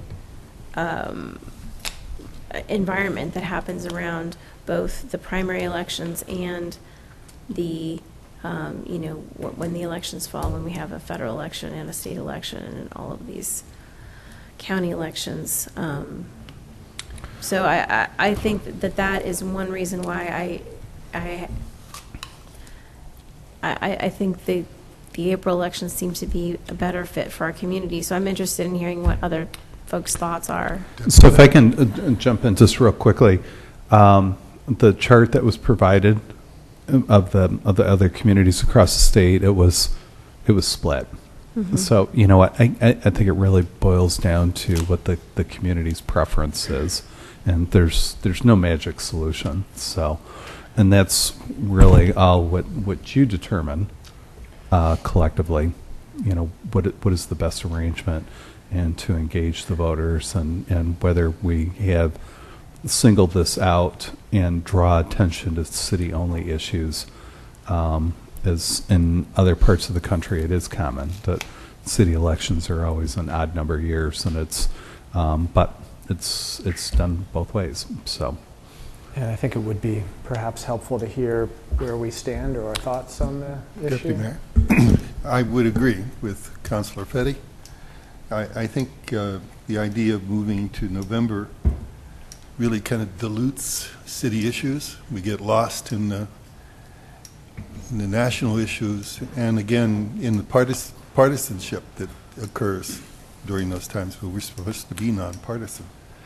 It also throws us in with a crowd of people that gives us less time to speak to our constituency. It also raises the cost in terms of, in order to reach these people, you know, we'll have to invest more in terms of getting media exposure. I really like initially I thought of it as being kind of a burden. It cost us money. It's the wrong time of year. You know, it's cold when you're collecting those signatures. It's so cold. That's not been terrible. I mean, it really hasn't. Sleet, I really do. Rain. I really do appreciate the idea that you know, our various organizations in the community, the League of Women Voters, you know, the neighborhood coordinating people, the neighborhood groups, all invite us to speak. And these are things that turns the attention to city issues, and I think that's very important. So I realize that it has its negatives, but I think it has more positives than negatives. And I do appreciate the fact that the county's willing to do this for us. But honestly, I think if they go ahead with their plans and they really talk about the idea of including Westover and Star City and Granville and Morgantown, that we lose the ability to focus in on issues that are important to our community. And I think that's utmost important. Thank you. Councilor Wendell. So I've gotten some feedback on this from different people, but my own feeling is I agree with Bill that our election should be separate and in the odd years, and I don't mind if it's in April, although this year it would have been a disaster. But I also I'm ready to let it go the way it is now. Personally, I mean, it's a very selfish thing for me that I'm willing to commit to a 2-year term, but a 4-year term is hard because of my age, because I don't know what's happening with my spouse's job. I'd be willing to make a 2-year commitment looking into the future, 2, 4, 6, however many terms I'm able to do this, but 4 years is hard, and so that's a selfish thing, but I agree with Bill about I think it should be in the spring and in the odd years. So if I was going to vote on this now, I would say let's just keep it the way it is. Thank you. Councilor Salim. So I'm in agreement about keeping the city election dates. I think that it,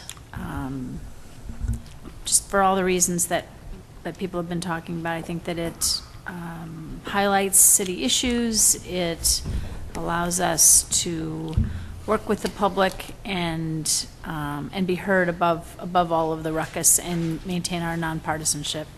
The staggered terms, well, first of all, I guess then we're talking about whether we want to have 4-year terms or 2-year terms. So Councilor Wendell is talking about that he would like to keep 2-year terms.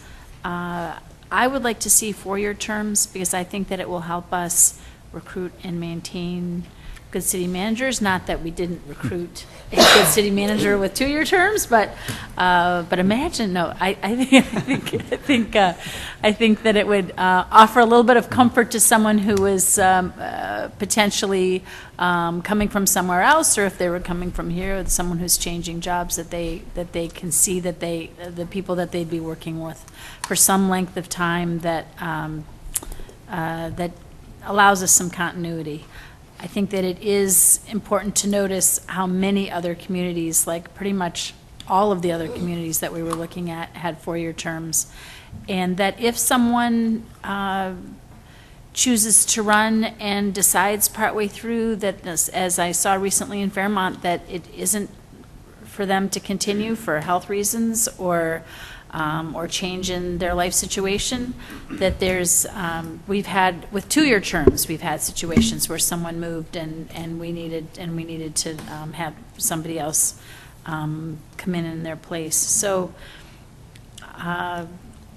then the idea of staggered terms versus concurrent terms, I would prefer staggered terms. If that's something, if council would rather see concurrent terms for whatever reason, those two things aren't as important to me as having a 4-year term. I think is the most important, and I would prefer staggered terms, but I'd be willing to listen to whatever anybody else had to say in the matter. Great, thank you. Councilor Wallace. I agree with you on the staggered terms and the 4-year terms, but I'm surprised that we're really not looking at November elections. I mean, just based on the comments so far. How many people did we have vote in the last election? Approximately, help me out. 15% of the population. 15%. Let me also answer, though, that's not unusual in any other community that has their own election. It's not unusual, but it's not great either. The fact that it's not so much that you have, and I'm sorry to turn this into a debate. I apologize. I know. It's not so much a matter of having massive amounts of people show up. It's a matter of having an informed voting public demonstrate their will. So from that point of view, if 16 people came out, 16% came out, it's a matter of let's hope that they knew what they were coming to. I think that the fervor of the November elections actually increases voter awareness. I mean, it may not be the same election, but a rising tide lifts all boats. So if people are getting engaged in their government and they're making choices about national leadership or state leadership, it will help them to make more choices about local municipal leadership as well. And I would argue that by having that municipal election in the same time as state and national elections, you would get more information. You would get more informed voters than you would in a, let's face it, what is now a relatively small time, local election. Since it is a debate at this moment. We are small time. You have a 1-minute rebuttal. And is this the context It would mean yeah. less radio time. It would mean less press space. It would mean more money needed to reach your public. It would mean less time at the neighborhood associations. It would be me sharing the microphone while you're addressing the League of Women Voters. Well, let's I look- don't see how that brings your issues to the fore. having an engaged voter bloc, populace, people who are scanning the news, who are listening to the radio, who are, watching Facebook, naturally increases participation. And people who are interested will be more interested. People who may not have been interested will become interested. And all of them will have more, finger on the pulse of what's going on. Now, how much, you say we would have less radio coverage, less press time, things like that. How much radio coverage and press time did we really get? I mean, I think there's plenty of room in the Dominion Post and plenty of time on WHAR for the rather limited, appearances that we individually were making in the last election. Now, I'm the new guy, so I don't know how it usually goes, but I thought that this last election had a little uptick in participation and in public engagement and in events. And even so, it wasn't like we were filling up our appointment calendars with events all the time. I'm suspicious of the argument that city councils would get lost in the other elections. I can tell we have different opinions. Is this Yes, Councillor Fetty, why don't you weigh in here? I have to say, I'm not looking forward to this coming election with a lot of enthusiasm. I feel like I'm already anticipating postcard fatigue. And the reality is that some of us may be here after the next election, none of us may be here after the next election. The question is, to me, how do we make sure that the city stays focused on the city's issues, whoever it is? And I think that the next 4 years of elections are going to be nasty. They're going to be unpleasant, and I think that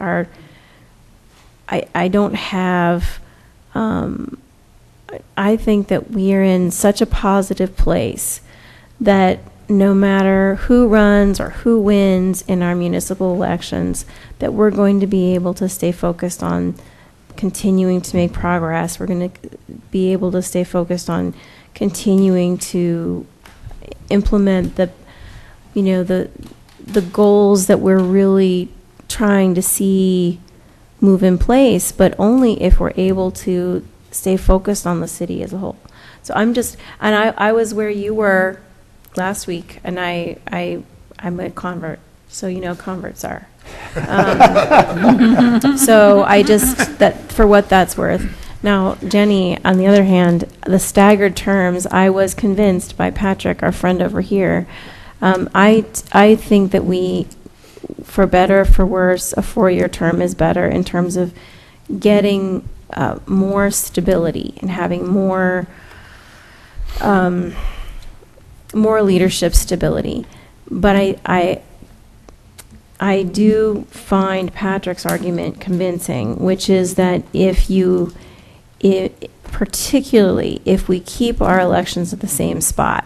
Now, this would be different if we move to simultaneous elections with the county. But if we keep our elections in April, and sometimes we're electing a majority and sometimes we're electing a minority because we're staggering 4-year terms, I think we're going to really reduce the significance of those elections altogether. So I think and maybe we should look at these two things as being combined. If we think we want to keep it in April, no staggering. And if we think we want to move it to November, maybe we stagger. But even then, the staggering, I think, there's not, and I have been convinced, I just cannot see, I can understand that we don't want to have a whole sweep and then have a whole bunch of people who are completely inexperienced, but I'm not sure that would be worse than setting up a situation where we're constantly in this election rotation where we're probably going to get even fewer voters if we're electing half of a city council. And that's, I'd heard the Patrick plan, so that's why I Patrick said plan. that I was open to concurrent or staggered terms, that I thought that the most important thing was that we had 4-year terms. And it could be that we were talking about making kind of one change at a time, or changes that were comprehensible and made a difference. I think that the 4-year terms would make the most difference. And so if we weren't going to stagger them and we were going to go concurrent and keep them as city elections, that would be fine with me, and I'd like to hear what other people have to say. Well, I'll say my piece, I guess. I appreciate Councilor Wendell's argument. If it isn't terribly broke, why bother to fix it? And I haven't been passionately persuaded that it's broke enough to fix in any capacity whatsoever. I think if we were to move to a November election, we would have to make it partisan. That designation of party would at least give voters a clue, a philosophical clue to the general political nature of the candidates. Otherwise, I do think many of them would be voting in the dark. I'm not sure they would do what Councilor Wallace suggested and become informed about city council elections. They would be entering it, some of them anyway, would be entering it without knowing, really. And absolutely, I think we would be at risk of being drowned out by the national conversation alone that could occur in a very divisive presidential election, which we certainly know a lot about. There's certainly merit to the 4-year term in terms of stability. I could be certainly persuaded in that case. And I think it should be concurrent, and I think it should be in April. That's where I would stand right now. But again, complex issue with pluses and minuses on either side, but it seems to me approach this a little cautiously. The drawback to a 4-year term is that's a lot of time for the voters to be out of control, for the community to be out of control. If you get a renegade council, and some even might think of us as a renegade council, but in any case, 4 years is a long time to have any kind of check on that council, and the charter was designed to give the community, as we heard during the coordinating council meeting, a great say in being able to make a switch if things were going badly. And they did this time. They did. They noticed something in this last election that they clearly wanted changed. But again, I'm open to being persuaded to the 4-year term. Stability offers our manager and our city employees a greater sense of security, and also offers whoever sits in these seats the opportunity to make some tough decisions and to plan ahead and to learn the ropes and see things out. 2 years may simply be too short to really see great progress that could be realized in 4 years. Councilor Wallace. I want to jump back to the if it isn't broken, don't fix it, or something. That was my original. That's okay. just me. I was kind of roping Councilor Wendell into Right. that, but that wasn't his statement. That was. Okay. Well, it's a concept, and I think it's a fair concept. I don't think it's a great one in this case, though, because I think we can all agree that more voter participation would be a good thing. But could we analyze the kind of participation? I keep coming back to this metaphor of I coached a game at halftime at the WV women's game.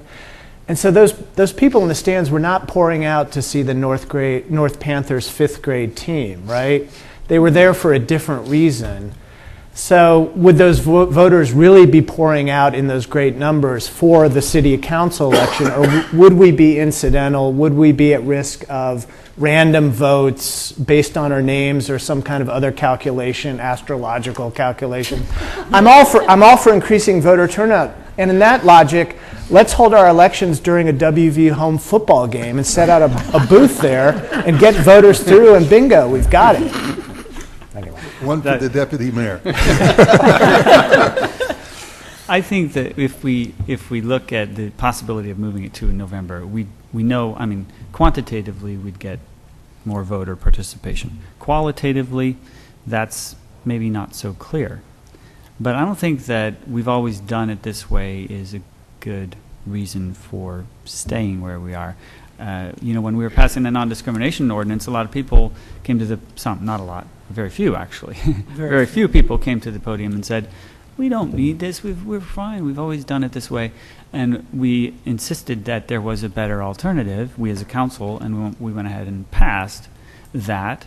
And I think the same applies here, the same concept. Like, why would we let the possibility of a less informed voter deter us from the definite good of a lot more voters? You assume it's a definite good.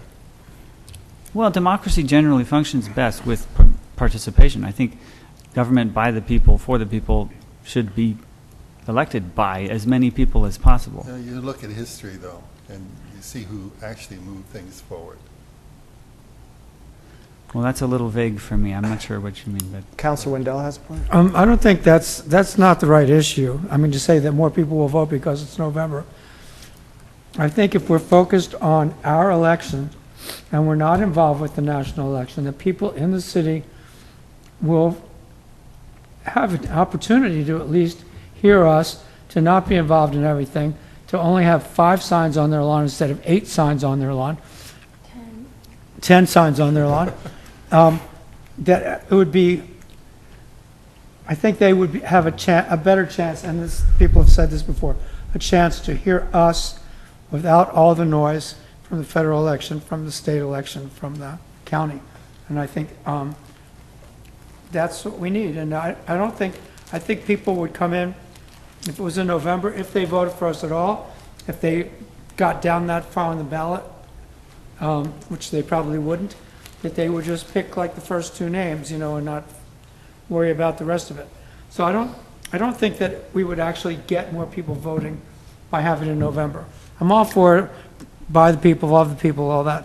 But I don't think that having it in November will mean more people will vote for us, for council generally. there's one way to find out. No, I don't want to find out. Councilor Fetty. Well, and I absolutely believe in getting out the vote and registering voters and having as many people vote as possible, whether we stay or go. The question for me is, does this address, that fundamental issue of getting people out to vote for what they think they're voting for? And I'm guilty, when I was younger, of just completely just skipping voting for the municipal elections altogether, because where I lived for many years, you got to the bottom of the ballot and that was, you just ran out of energy in terms of who was buying airtime and who was, not here, not while I lived here, just to be clear. I was very young. But I think we do. I think we do run out of attention, and we do run out of. And this is part of where I'm coming from is that I do think that there's a perception by probably most of the voting public that the most important election is the federal election, and that somehow, the rising tide lifts all boats, and then everything comes trickling back down.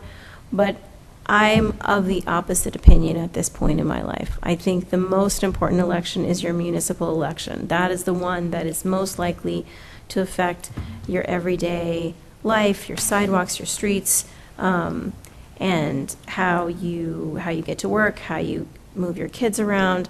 And I think it's just so important for us to focus on those issues that maybe when we're looking at trying to increase voter participation, we can look towards other areas where we've been successful in the past. So write-in elections, or having paper ballots that we mail out and that are mailed back in. There are other ways, having, drive-through balloting. There are other ways and other opportunities for us to address some of the issues that are stopping people from voting, right? So if we have or if we have more polling places with more parking, or we try to address some of those things that are standing in the way. Many folks told me during my neighborhood association meeting that parking was a terrible issue. They voted at MHS, and of course, that's all full of seniors, and the other seniors are on Waitman. And they just could barely squeeze in any place to tuck in to vote. And I think that's typical. So there are things that we can remove as barriers, and there are things that we can add to make to facilitate voting. Just for the record, I'm a Cancer, in case it does boil down to astrological science. And I don't know, Ryan, I hear what you're saying. And I hear what you're saying too. I think it's a good discussion.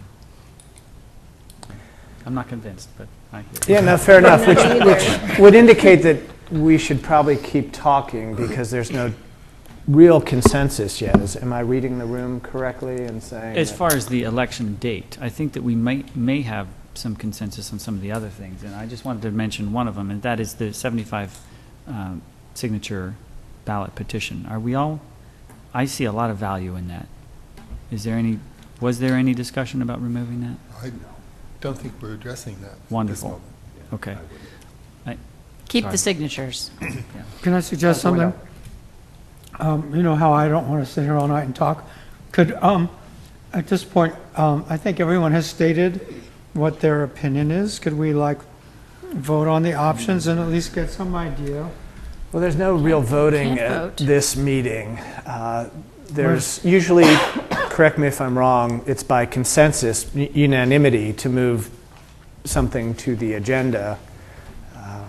Well, and we can do that. That's not going to happen. We can do that Or here. something close if- to unanimous. If what we're moving is a list of options or something. I mean, we can move the topic forward, if not the decision, right?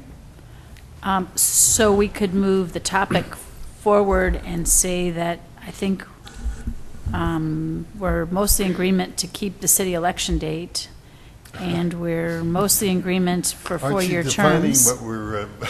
Pardon? I think to address the deputy mayor's point here, it is, we do often treat this as an organizational meeting. So to move an issue forward where there's not consensus is perfectly appropriate, but to move a specific portion of an issue or to vote on part of an issue that's presented is something we would more commonly do at a regular meeting of council.